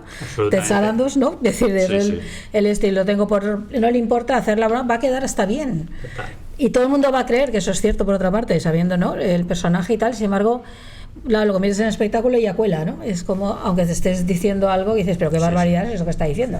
Que ponga por contrato que tienen que dar agradecimientos si le dan un premio o algo así, ¿no? Y que muestra el tipo de personaje o el tipo de empresa que tiene, ¿no? Pero da igual, ves esa seguridad que decíamos de, bueno, lo puedes contar esto y no pasa nada. Y no pasa nada, efectivamente. Me hace mucha gracia un actor que a mí, la verdad es que no me gustaba especialmente, pero aquí me parece divertísimo, que es Dave Franco. Dave Franco, inflado a setas, o sea, es divertidísimo el tío. Y comportándose como su personaje de las películas estas de magia. Me encantó Dave Franco, Dave Franco está fenomenal. Muy bien, muy divertido. Y luego lo comentamos ahora y yo antes de empezar a grabar, que claro, ellos comentaban que bueno, que hay varios que les han dicho, que les dijeron que no, otros que debía ser difícil, pese a todo esto que hemos hablado de que los americanos tienden mucho a reírse de sí mismos y se atreven. Pero bueno, si cuando no conocías el proyecto es difícil decir que sí, a ver qué sale, que es el creador de Super Salidos, o sea, que vamos a ver cómo me saca y de qué manera. Ahora por lo visto ya han dicho ellos, ya te lo puedes imaginar, pero ya han dicho ellos que quiere todo el mundo salir de la segunda temporada, ahora que han visto la primera, por supuesto. Pero en su momento era complicado, o sea, debió ser complicado, ¿no, Gui? Yo creo que sí, porque apostaban a algo desconocido, si quieres, aunque Seth Rogen te da garantías de buena persona, pero a veces sus historias son un poco arriesgadas, ¿no? Como lo del sexo a tope, todo ese rollo de adolescente. Claro, el humor ese adolescente, que la serie sí tiene también, porque tiene todo tipo de humor, pero un poco ser muy gamberro, ¿no? Y de pronto ir ahí a algo muy destroyer, que sin embargo no. Antes comentábamos un poco lo de Los Ángeles. Lo que aluciné en cuanto a la ciudad son las localizaciones reales. Por ejemplo, donde está Sarah Polley dirigiendo esa mansión tan bonita, es una casa que está dentro del LA Conservatory, no la puedes tocar, y se usa para esto. Había un par de casas así, lo demás se hizo en estudio. Pero muy bonito, muy bonito. Y por último también pues, sobre los cameos, una cosa que me gusta mucho que consiguen es como transmitir una iconicidad sobre los capítulos como que no es tan habitual en las series de comedia. O sea, ponía yo el ejemplo hablando con vosotros, por ejemplo, de Hacks, en la que si hablas de la tercera temporada pues estará muy bien y a lo mejor te acuerdas de un capítulo, pero no es tan fácil recordar cómo fueron cada uno de los capítulos de la temporada de Hacks, es todo un continuo. Aquí sí, es el capítulo de Scorsese o el capítulo de Ron Howard. Claro, el capítulo de Ron Howard o el capítulo en el que sale Zoe Kravitz, o también un poco por temáticas, o sí, por los Globos de Oro. Con cómo está concebida la serie, ¿no? Quiero decir que en Hacks o Miss Maisel, por pensar en dos comedias recientes de éxito, sí que hay una evolución y una historia personal que nos van contando, una historia de superación, en este caso de los personajes principales, y yo creo que aquí esto está hecho como una especie de mini películas dentro de lo que es la gran película. Son como autónomos los exactamente, capítulos, sí. O sea, no diría que van retratando departamentos, pero sí que van tratando temas en concreto, y es verdad que como está concebido el capítulo, podrías empezar por uno y saltarte por otro. Bueno, es tu caso. Yo lo hice sin querer. Lo estoy recordando mientras que hablaba contigo, pero es que literalmente podría ser, o sea, no hace demasiado, o sea, aporta, por supuesto, que sepas quiénes son los personajes, pero no han evolucionado tanto en un episodio a otro como para que tú te pierdas en ese episodio. No, y aparte que están muy bien escritos, sí. Con lo cual enseguida entiendes el rol de cada uno y lo que te quiere contar en ese episodio. No, es que están centrados en torno a un acontecimiento o algo, entonces son muy autónomos, sí. cada capítulo. Y claro, el cameo es como la guinda, claro. para que el espectador lo recuerde. Para construirlo, sí.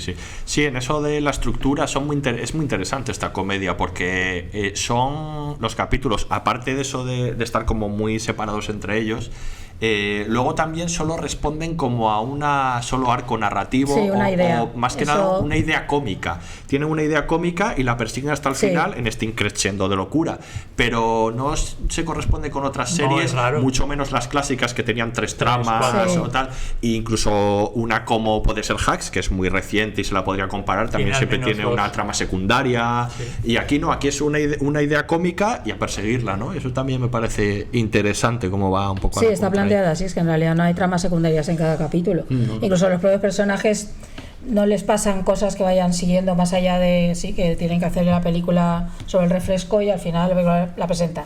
Sí. Pero excepto esto por el camino no hay. No, pero es que también yo creo que la escritura de los episodios es muy diferente a otras. Hay que decir, es muy a base de gags, algún running gag que se va repitiendo constantemente. Enfatiza aspectos de un personaje, pero sin entrar de lleno a desarrollarlos. Yo creo que el tipo de escritura tiene poco que ver con otras comedias que hemos visto recientemente, y más con los programas pues más tipo Saturday Night y todo este tipo, ¿sabes? Con ese, lo que pasa es que aquellos con gags de 5 o 10 minutos como mucho, y esto con episodios de 30 a 40 minutos. 30 a 40 minutos en plano secuencia, de lo que vamos a hablar ahora después de escuchar este otro momentazo de la serie. Veo que has decidido animarte. ¿Animarme? Con las chocolatinas. ¿Estás probando le chocolate? Sí, me encantan las chocolatinas. Sí, ya, guay, pero no comas demasiadas.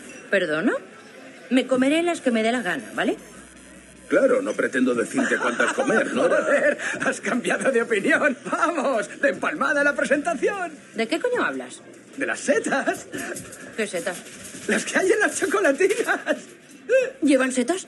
Sí, claro, por eso lo del buffet del viejo Hollywood, porque he recreado un buffet como los de antes. ¿Y eso es meter drogas en la comida? Sí, ya me dirás qué otra cosa podría significar, está claro, ¿no? En la vida he oído esa Pues mierda. es lo que es un buffet del viejo Hollywood, tranqui, no te preocupes, son microdosis, ¿vale? Te digo yo que no son microdosis. Claro que sí, hay 2 octavos de gramo en cada una. ¿Qué? ¡No! ¡2 octavos de onza! ¿Qué hostias son 2 octavos de gramo?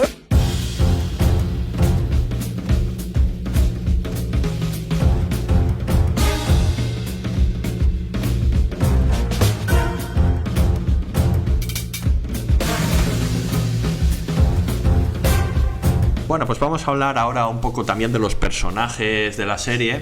Ya hemos hablado de varios de ellos, de ese Matt Remick interpretado por Seth Rogen, ¿no? Como el trío, ¿no? No nos hemos casi mencionado al trío como principal de productores, que es el Sal Saperstein, ¿no? Y luego Queen Hackett, creo que se llama ella, Queen, bueno, y un poco las dinámicas entre ellos. Está divertido, que decía uno de los creadores que le gustaba de la serie que se considerase, que también lo es y no lo hemos comentado, una serie de puro entorno laboral. O sea, como The Office la ponía. O sea, decía, para mí, decía él, para mí la serie es menos entourage, menos glamurosa que una The Office más glamurosa, ¿no? Un poco sí. Y sí que es un poco esta onda, ¿no? Porque esas dinámicas entre jefes y empleados, ¿no? Porque por mucho que, sobre todo por un poco la personalidad de Matt, sea como amigos, al final es el jefe, ¿no? Y esta cosa de las reuniones que tanto veíamos en The Office, esas reuniones que acaban de cualquier manera, ¿no? Entonces sí que es una serie de entorno laboral que es un poco la manera de explotar las dinámicas entre ellos, ¿no? Hay un capítulo, por ejemplo, dedicado exclusivamente casi a la batalla entre Queen y Sal, ¿no? Por el poder interno, de alguna manera. Y bueno, son personajes que yo creo que funcionan muy bien, sobre todo a nivel cómico, entre ellos. No sé qué pensáis. Yo creo que es así, ¿no? Bueno, y el personaje de Matt es muy... ¿Cómo se llama el personaje central de The Office? Caramba, el de Steve Carell. Tu favorito. Sí, bueno, a ver, es que es lo mismo, es un metepatas todo el rato, es ridículo, se causa vergüenza ajena y lo único que quiere es que le quieran. Lo único que quiere es que le quieran, ¿no? A él es únicamente eso, ¿no? Pero hay un momento del tema que lo dice, luego quiere que le quieran, que no quedar mal con nadie, y eso es causa de todos los equívocos y todas las meteduras de pata que hace, ¿no? Y de cómo queda mal, es patético y se parece, yo creo que se parece mucho.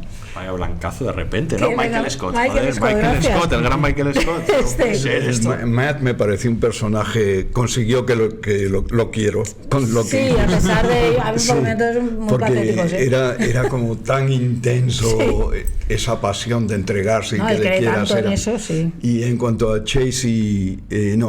Sally Quinn. Chase es el nombre real.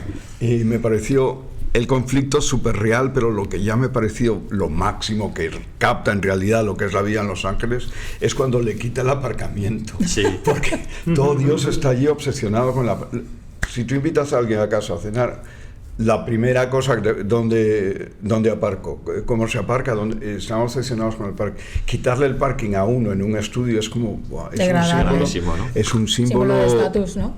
Pero muy fuerte, ¿eh? Sí, bueno, y también ella es más joven, ¿no? Chica no joven, tal, no es caucásica. Claro, todo, ¿no? Y ahí como ella necesita demostrar que... Pero sí que capta muy bien con lo del aparcamiento, es total. Sí. Súper, me pareció el conflicto muy... Sí, están muy divertidos, ¿no? Tienes luego el Sal Saperstein en el momento de los Globos de Oro, tiene ese momentazo, ¿no? Muy divertido.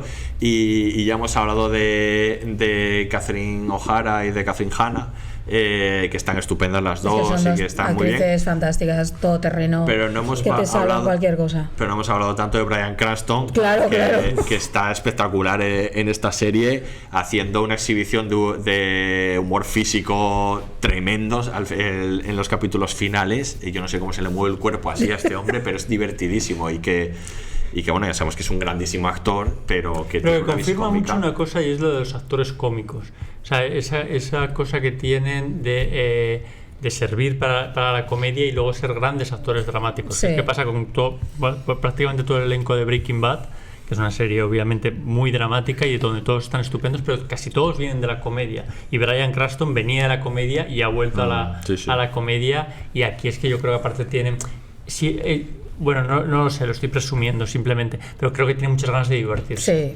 De crear un personaje con muchas escenas icónicas, con unos tics, una forma muy reconocible. Creo que está muy superlativo. Y es muy divertido lo que hacen con él, porque él, en realidad, su personaje representa el verdadero malo de la serie. Claro, o sea, porque todos los demás que parecen tienen esos conflictos internos, ese amor que son más vulnerables, quizás. Este representa al ejecutivo que no le importa nada en el cine, no le importa nada en el cine y que la maldad absoluta. Entonces a tratarle como un trapo de esa manera, y ¿no? como un títere incluso, porque al final acaba ahí como colgado, bueno, ¿no? literal. Tal cual, ¿no? Es Sí. muy, muy divertido todo esto. Sí, está muy bien. Es que es... Y luego está toda esa mezcla que hay estupenda, ¿no? De todo tipo de humor. Para cuando das el humor físico, ¿no? El slapstick está muy presente. Comentabas antes, ¿no? Que no hay capítulos sin caída, ¿no? Que te habías fijado.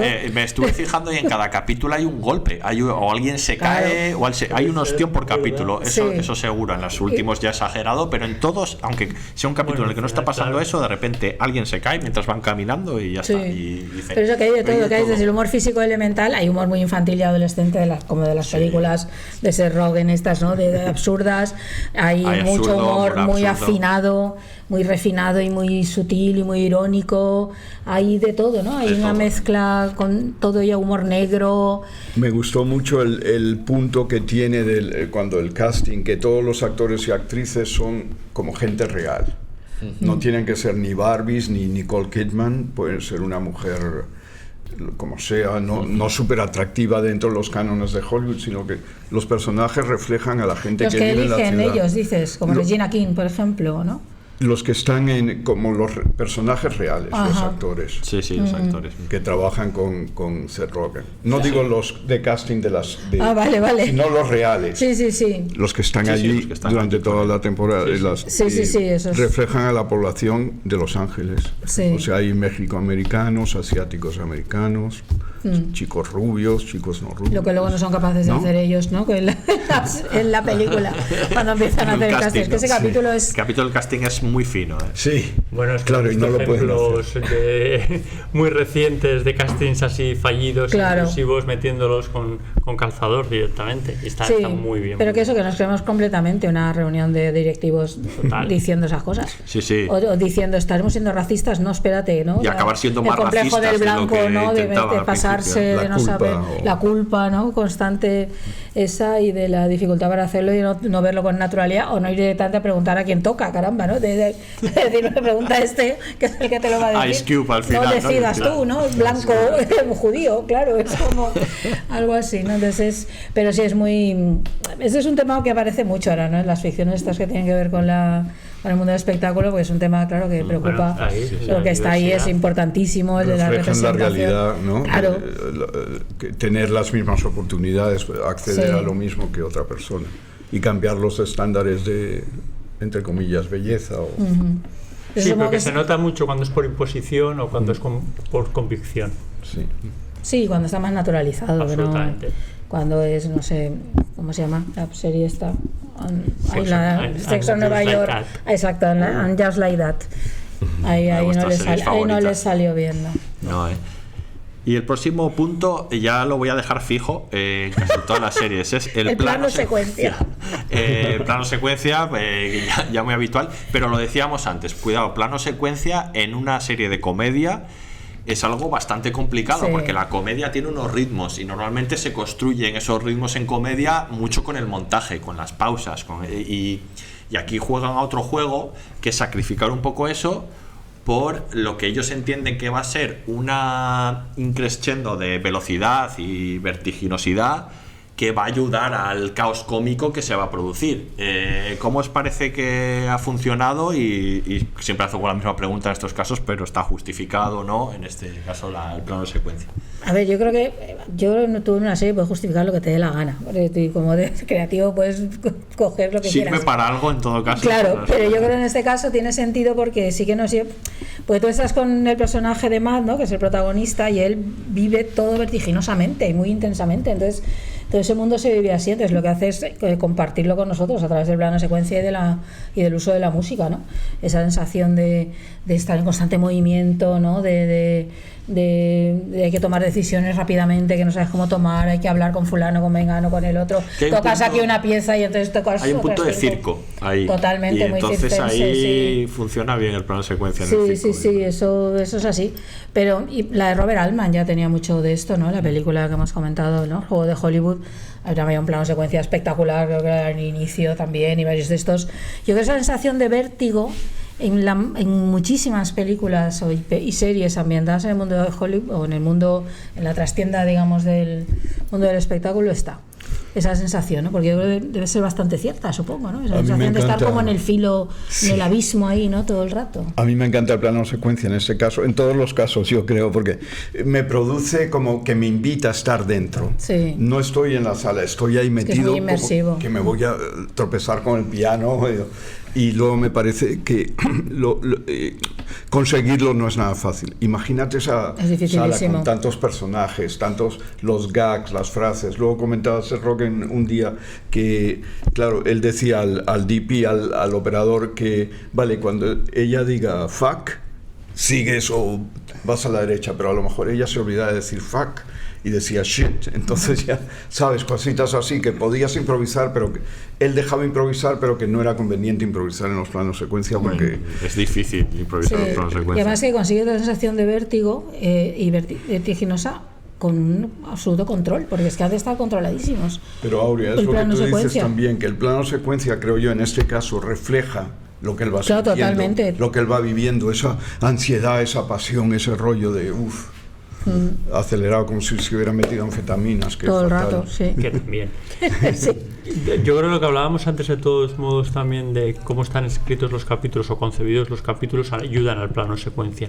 El hecho de que haya una historia, un personaje Única, central al que claro. vayas a ser. Los diálogos muy rápidos, también los diálogos Claro, muy eso hace que no rapidísimo. tengas que forzar, ¿no? Hemos hablado recientemente de algún plano secuencia, bueno, en el caso de Adolescencia creo que es el último que hablamos, y que en algunos capítulos parecía un poco forzado. Y pensando en películas, por ejemplo, que hemos dicho Birdman, Birdman, que era inspiradora, yo había algún momento allí que me cansaba del Sí. plano secuencia, o sea, lo veía tan forzado en algún momento, ¿no? Cuando sale el teatro y toda esa historia, como que me costaba seguir al plano secuencia. Creo que el plano secuencia está bien cuando te metes dentro, no solo te invitas, sino que tú te das cuenta de, ostras, estoy aquí dentro, Sí. y voy así, y no te cansas diciendo, uff, estoy viendo que no llegamos al final del plano para conseguir el objetivo. Aquí es que me resulta complicado pensar en otra manera de que Sí. esté hecha la serie. Todo el rato tengo la sensación de que voy a estar así persiguiéndolos y a gusto. Sí. Y aunque al principio agota, porque es verdad que al principio es como, madre mía, qué esfuerzo me requiere, ¿no? Esto te invita, pero es verdad que es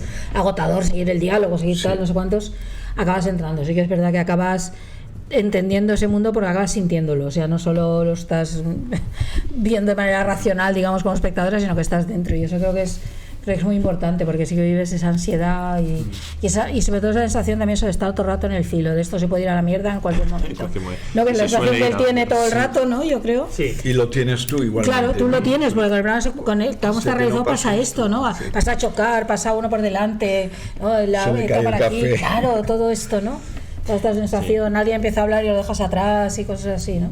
Sí, en lo del ritmo vertiginoso, que importa, no sé si tanto, pero mucho, tanto como el plano secuencia, la música. Mucho. La música jazzística que usan, resulta que cuando hacían las pruebas, en lugar de tener una música original, usaban la de Bergman, la que Susan Bergman, y dijeron, ¿y si contratamos a este tipo? Claro, y que estamos entonces lo en ello. contrataron, se llama Antonio Sánchez el compositor, y le contrataron, es el mismo compositor que Bergman. Entonces esa música de jazz te lleva, vamos, es que te lleva... No lo sabía, me parece un dato bonito. Sí, Sí, te marca, bonito, te marca sí. totalmente la velocidad y te acelera completamente, ¿no? Claro, es que como es una música sincopada, que en el fondo no va...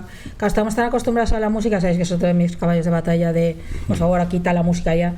En la mayoría de las películas, esta sensación de no me obligues, ¿no? Pero claro, la música hace el Mickey Mousing que dicen, ¿no? Que sigue absolutamente a la imagen, ¿no? Entonces sube, baja. Claro. Y es una cosa muy dictatorial la música en el cine, ¿no? Entonces A ti aquí te es... agobiaba un poco esta Al música, principio sí, ¿no? pero yo creo que es su función. No pasa nada porque entendía que era su función que me agobiara, ¿no? Forma parte de las sensaciones antes. Y claro, no sigue rítmicamente lo que está sucediendo. Tú estás oyendo la percusión todo el rato, que lo que hace es añadir más caos, ¿no? Y más ruido, que ya hay mucho ruido de todo tipo, visual y del que sea. Entonces funciona bien. A mí me molestaba, hay capítulos que me molesta mucho, pero creo que es lo que toca, me mantiene en alerta, que creo que tiene algo que ver con estar en alerta, igual que ellos están todo el rato esperando a ver por dónde salta la mentira que han dicho o de lo que ha pasado, lo que otro que ha hecho, ¿no? Pero es que están todo el rato así. Entonces yo me molestaba, pero entiendo que esa molestia toca, ¿no? Cuando me molesta muchas veces es porque es un exceso, es decir, apágala. Sí. O sea, no me dejas ver, música que no me deja ver. No, porque va forzando. Y aquí, claro, y aquí sí me deja porque está en la lógica, ¿no? de la serie. Sí, que es o sea que querían a través de la música producir un poquito de ansiedad. Sí. Total, si es que a mí me producía ansiedad. Es que el jazz tiene esa capacidad, Sí. O sea, esa batería, ese tal. Toda la falta como de armonía, ¿no? De o sea, motivo que está musical. un poquito aposta para Total, meterte en la historia. Va conjuntamente lo que dice ahora el sonido con cómo te va llevando la cámara y cómo se va acelerando, se acelera la música también a la vez. Y funciona muy bien. Y otro de los aspectos sería un poco hablar de la estética de la serie.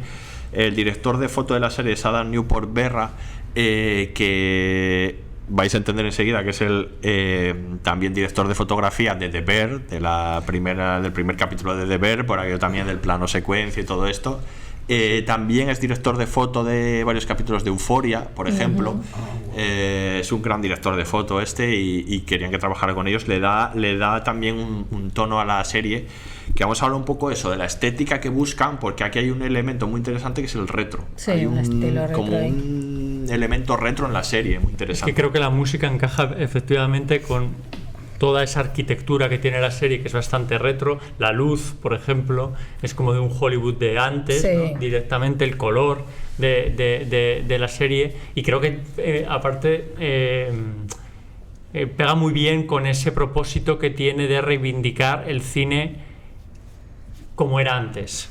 Quiero decir, con volver a recuperar esa amor por el cine, esa devoción hacia el cine. Entonces yo creo que nos traslada a otras épocas en que visualmente el cine, pues es verdad que era de otra manera. Entonces nada más, aparte es que tardas muy poco en reconocerlo eso, nada más entras en el primer capítulo por el tipo de iluminación, que ahora normalmente solemos ir a otras iluminaciones mucho más realistas. Esta no lo es, no es nada realista, nada es realista aquí, ni los espacios en los que se desarrolla, ni el color en el que se desarrolla, y creo que eso es casa muy bien con los propósitos que tiene la serie. Es que el propio espacio donde están las oficinas, que remite al edificio, a la casa Ennis de Frank Lloyd Wright, que ha aparecido en el cine un montón de veces, ¿no? Que se está Bradbury, ¿no? Es de la casa Ennis, creo que es. Sí, lo que decías de la etapa. La que aparece en Blade Runner, y aparece otra que se etapa como con motivos precolombinos, ¿no? Que se dan en la arquitectura de los años 30 y 40. Ahí que remite, ¿no? Y entonces un estilo como que identificas mucho con Hollywood, por otra parte, ¿no? Con el Hollywood clásico. Totalmente, es una oficina moderna, pero está ahí como esos elementos retros, ¿no? Incluso como él va vestido, muchas cosas hay ahí de... La oficina por dentro también es muy Frank Lloyd Wright. Sí, totalmente. Como unos años 20 evolucionado de alguna manera, también está ese elemento ahí. Y él lleva coches antiguos, por ejemplo, también, porque les gusta, pero lleva coches como los años 60. La ropa que lleva, los trajes, también hay un punto retro. Hay algo curioso ahí porque ellos dicen que, por un lado, se han fijado mucho en Frank Lloyd Wright para todo el tema de la arquitectura, pero ellos decían que ya les aconsejaron cuando hicieron Super Salidos en su momento como ambientar sus series como con un punto retro que desnaturalizaba un poco la cosa y que le daba un efecto especial y que puede ser hasta usarse de manera cómica. Y es verdad que si tú ves Super Salidos tiene como un rollo 70s, así la ropa que llevan, todo eso. Y si ves Pineapple Express tiene un rollo muy 80s. Y aquí vuelven a jugar un poco la misma baza, como de irse un poco con algunas cosas a los 60, a los 70, en algunas, lo que decíamos, algo de ropa, algo de coches y esto. Y les funciona bien porque hace como eso, como por un lado un extrañamiento que puede funcionar a nivel cómico y luego como homenaje a lo que decías tú, a Hollywood clásico y a otras épocas. Y la propia textura, que yo creo que remite a la textura en cine. Sí. También no está rodada en cine, pero remite, pero parece, un poco, ¿no? A la textura del cine del celuloide, de los 35 milímetros, un poco ahí. Aparte del juego ese con la bobina y citarlo, ¿no? Pero y el color también me parece muy interesante. El color, hay una paleta de colores ahí que ellos decían que querían, por ejemplo, en la paleta de colores que utilizan para ellos, para los del equipo, ellos decían, quiero que si pones a esta gente mezclada con otro grupo, que los pudieras identificar a todos los que son de esa compañía. porque tienen la misma paleta, ¿no? Y ahí van trabajando mucho, si os fijáis, en el color de sobre todo del vestuario, fundamentalmente. La pequeña intro que tiene ya están esos colores como establecidos. Sí, ahí ya se ve la paleta perfectamente. Ahí ya hay una declaración de intenciones. Comentaba alguien por ahí, no me acuerdo bien, que era un poquito film noirish, como film noir, la iluminación tiene un muy punto, pensada, tiene. algunas sombras, y luego toda la descripción de la ciudad cuando él va en el coche, es un LA, es un Los Ángeles, no es de hoy. Ya. ¿No? La textura que planteabas, Aurea, es del pasado, pero es muy bonito. Coincido con todos vosotros, que era un homenaje al Hollywood es un modo clásico. de reivindicar, Hollywood, aparte del buffet del Hollywood clásico. Así, pero sí. Bueno, pues llegamos al final, desgraciadamente, y aquí va a haber seguro una segunda temporada. Esta es Miquel, la prueba de fuego. Guy, te explico. Aurea nunca quiere que haya una siguiente temporada de ninguna serie. Porque cuando está muy bien la radio, esta es la prueba de fuego, como dice Miquel. Aurea, a ti no te gustan las series, te gustan las películas. Aurea, esperamos la segunda temporada. Sí, esperamos. En este caso sí. Vámonos. Cosa que sabes que a mí me costó un poco entrar en la serie, ya os lo comenté el otro día cuando hablamos, porque no había acabado de ver. Más, ¿no? Y luego reconozco me caí rendida porque me divertí muchísimo, es que es muy divertida. Y muy divertida y con mucha carga de profundidad, de contar muchas cosas. Esta yo sí que creo que tiene un potencial tremendo para hacer una segunda temporada brutal. Pero sí que estaréis conmigo que igual mucho más no da. Quiero decir que porque estarás todo el rato, ya estamos cortando el rollo. Ay, como soy. No, pero que yo creo que hay una parte que es un poco repetitiva, que no nos molesta en esta primera temporada, porque estamos muy metidos en ese mundo y estamos deseando ver y los cameos y tal. Y aquí hay un elemento sorpresa todo el rato. En la segunda habrá mucho menos elementos sorpresa, porque ya sabemos que van a salir cameos, porque ya sabemos que si han ido ahí, pues irán a los Oscars, ¿no se entienden? Me quiero decir que si están los Globos de Oro son capaces de cualquier cosa. Y seguro que funciona bien. Puede salir, yo creo que sí queda para una temporada más, sin duda. Yo creo que va a ser. Pero creo que puede haber una parte más repetitiva, porque, no sé, hay mucho talento ahí, pero caramba, me parece complicado hacer eso. Una segunda sí, una tercera ya me parece más complicado. Es que perdonad, que me he quedado un poco así en babia, quería revisarlo porque mientras estábamos hablando me acuerdo de otra serie que no la hemos nombrado, que es Sugar. Sí. Que es también de Apple, y que cuando hablabas un poco de esas sombras, que esta en su caso reivindica un poco, reivindica constantemente el cine clásico, pero reivindica sobre todo ese cine policíaco, oscuro pero muy bien iluminado, y que también se desarrolla en Los Ángeles, y creo que en estética, o por lo menos en intenciones estéticas, casa bien. Un pequeño paréntesis. Muy bien. Dicho esto, sí, efectivamente, yo sí que quiero una segunda temporada. Sí, yo también la quiero. No sé si estoy tan convencido con que no tiene. Y levanta la mano, le cuento para nuestros oyentes, que también quiere. Sí que necesitará un desarrollo y seguramente otros propósitos, pero yo sí que veo que puede ser una serie perfectamente que tenga una continuidad amplia. Quiero decir, el mundo del cine da mucho que bien, que por mí sí. Me he divertido mucho. Yo coincidía contigo en que a mí se me hacía un poco repetitiva, pero no era repetitiva como por falta de ideas. Era como quiero decir, están tan ensimismados con ese mundo que estamos todo el rato dando vueltas al mismo mundo. A mí es un mundo que me gusta mucho, aunque sea repetitiva, claro. Es como, quiero decir, ese bar al que acudes mucho, pues sí, no te hartas de escuchar la misma música, estar con las mismas personas, pues no, porque es un sitio donde estoy muy a gusto, y creo que en esta serie pasa. El planteamiento veremos cómo es, pero yo creo que puede dar mucho de sí, que puede ser una serie de bastantes temporadas, si no nos cuentan la misma trama y otra vez esa persecución de él luchando contra sí mismo para sacar adelante una película. Claro, eso me refiero, un poquito más allá, no lo sé cómo. ¿Hay historias suficientes en Hollywood para seguir? A mí me encantaría, yo creo que sí hay muchísimas historias. Lo que yo haría si fuera encargado del rollo ese, bajar un poquito el nivel de ansiedad y darle un par de momentos en que tiene éxito y que producir contradicciones, por ejemplo, que autoricen un guión que parece una petardez pero que luego triunfa y que sea feliz, no sé, hay muchas variaciones. Yo creo que sí que da para, ¿no? Sí, sobre todo eso, es que yo creo que eso será importante, o sea, quiero decir que si cambian un poco los ritmos, porque si no será todo muy esperado. Y yo creo que necesitamos jugar un poco con lo inesperado. Claro, porque aquí todo el rato estamos en la lógica de, vale, él tiene su buena intención, quiere hacer algo bueno, pero mete la pata, crea el malentendido, se lía y acaba siendo patético. ¿no? Una vez más. Por ejemplo, en una temporada irse a Budapest a grabar, a rodar una peli. Claro, algo así, claro. Porque que Europa tal, pueden hacer, ¿no? Sí. Hay mucha. O porque China es el mayor consumidor de cine Hollywood. Sí, y sea el Festival de Cannes, no sé, hay cosas que hacer ahí. Sí, yo sí que lo creo. Yo creo que tiene todavía mucho que explorar, muchas cosas absurdas de ese mundo por tocar. Creo que puede ser esta típica serie en la que su segunda temporada explote ya, porque haya muchas cosas que quisieran contar en la primera pero que no se han atrevido, no han podido. Sé una que esa sí que han contado en varias cuando les han preguntado. Cuéntala. No, sé una, me refiero que hay una que sí que les han preguntado si alguna de las cosas que querían hacer en esta primera temporada no pudieron por los cameos, porque aquí y dijeron que sí que había una que finalmente no sé, creo que era por agenda de la persona no pudieron hacerla y que para ellos era la mejor. O sea, que era pues esa yo no sé si la van a poder hacer. ¿Quién es el cameo? No han dicho quién es el cameo, pero tampoco sé si la van a poder hacer en la segunda, pero bueno, me imagino que habrá cosas de este estilo que ahora sí les habrán abierto unas puertas que antes igual no tenían con determinados, pues yo que sé, actores o personajes. Ellos sí que lo que se han dicho es que en la segunda quieren acceder a gente todavía más digamos, más conocida, que les apetece hacer algo con, yo que sé, Brad Pitt, por ejemplo, o gente ahí, así, ¿no? Sí. Ryan Gosling. Sí, actores así como de más caché que salgan allí a reírse directamente de ellos mismos y eso que les apetece. Yo creo que de esto va a haber en la segunda, por esto que hemos hablado antes, de que ahora van a estar muchas más puertas disponibles y bueno, luego ya por donde lo tomen de alguna manera.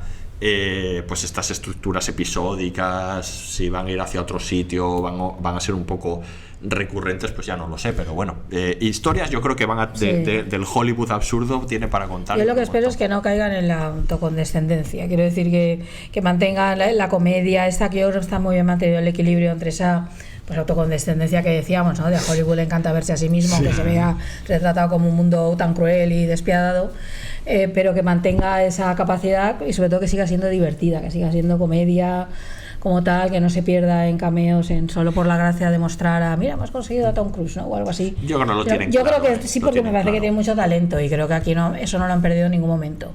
Entonces sí, mientras se mantenga ahí en ese territorio de comedia pura que nos hace falta, que no hay prácticamente comedias puras, es que no hay casi.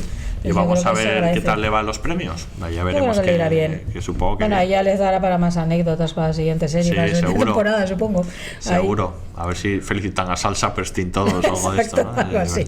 La verdad que me produce muy buen rollo que haya series de este tipo. Claro. Te da como esperanza, piensas qué bien, creatividad, qué personajes tan guays. Y qué bien hecha está la serie. Sí, está muy bien hecha. Qué capacidad de sorprenderte. Ahora que hay tal cantidad de títulos y ya los espectadores cada vez somos más avezados, es difícil. Y luego, eso que hemos hablado alguna vez nosotros de refugios, lugares refugio de las series, que ahora vemos las series un poco porque hay que verla y marcar el check. Y esta de repente es una serie disfrutable. Sí. O sea, yo es que con todo el mundo con la que he hablado, sobre todo he dicho, yo es que la he disfrutado mucho. Se la puede recomendar a todo el mundo. Yo creo que y era una serie como que no me costó ver, porque ahora hay algunas series que me cuesta ver, que eso es triste, y las veo. Pero que esta no, era un sitio donde me apetecía entrar. Y por eso espero que tenga continuidad.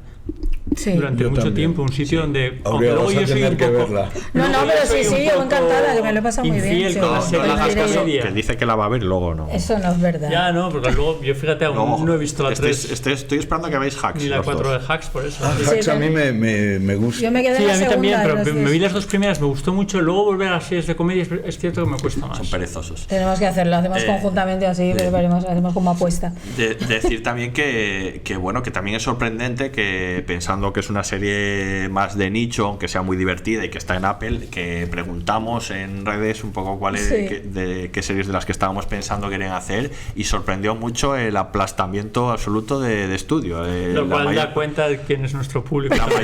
Exacto, la mayor parte de gente nos habéis dicho que hiciéramos de estudio y hemos hecho de estudio. Pero nos llama la atención porque aquí quizá pensamos que por ser de Apple, porque tenemos un precioso episodio dedicado a Severance y Severance la ha visto muy poca gente, es una serie extraordinaria desde nuestro punto de vista, de lo mejor que se ha hecho en los últimos años.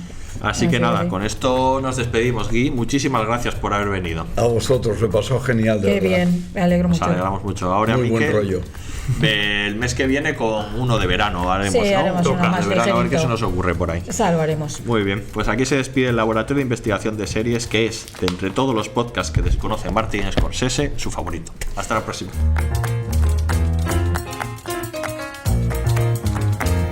Laboratorio de Investigación de Series. No olvides suscribirte a tu plataforma de audio favorita para estar al día de nuevos episodios.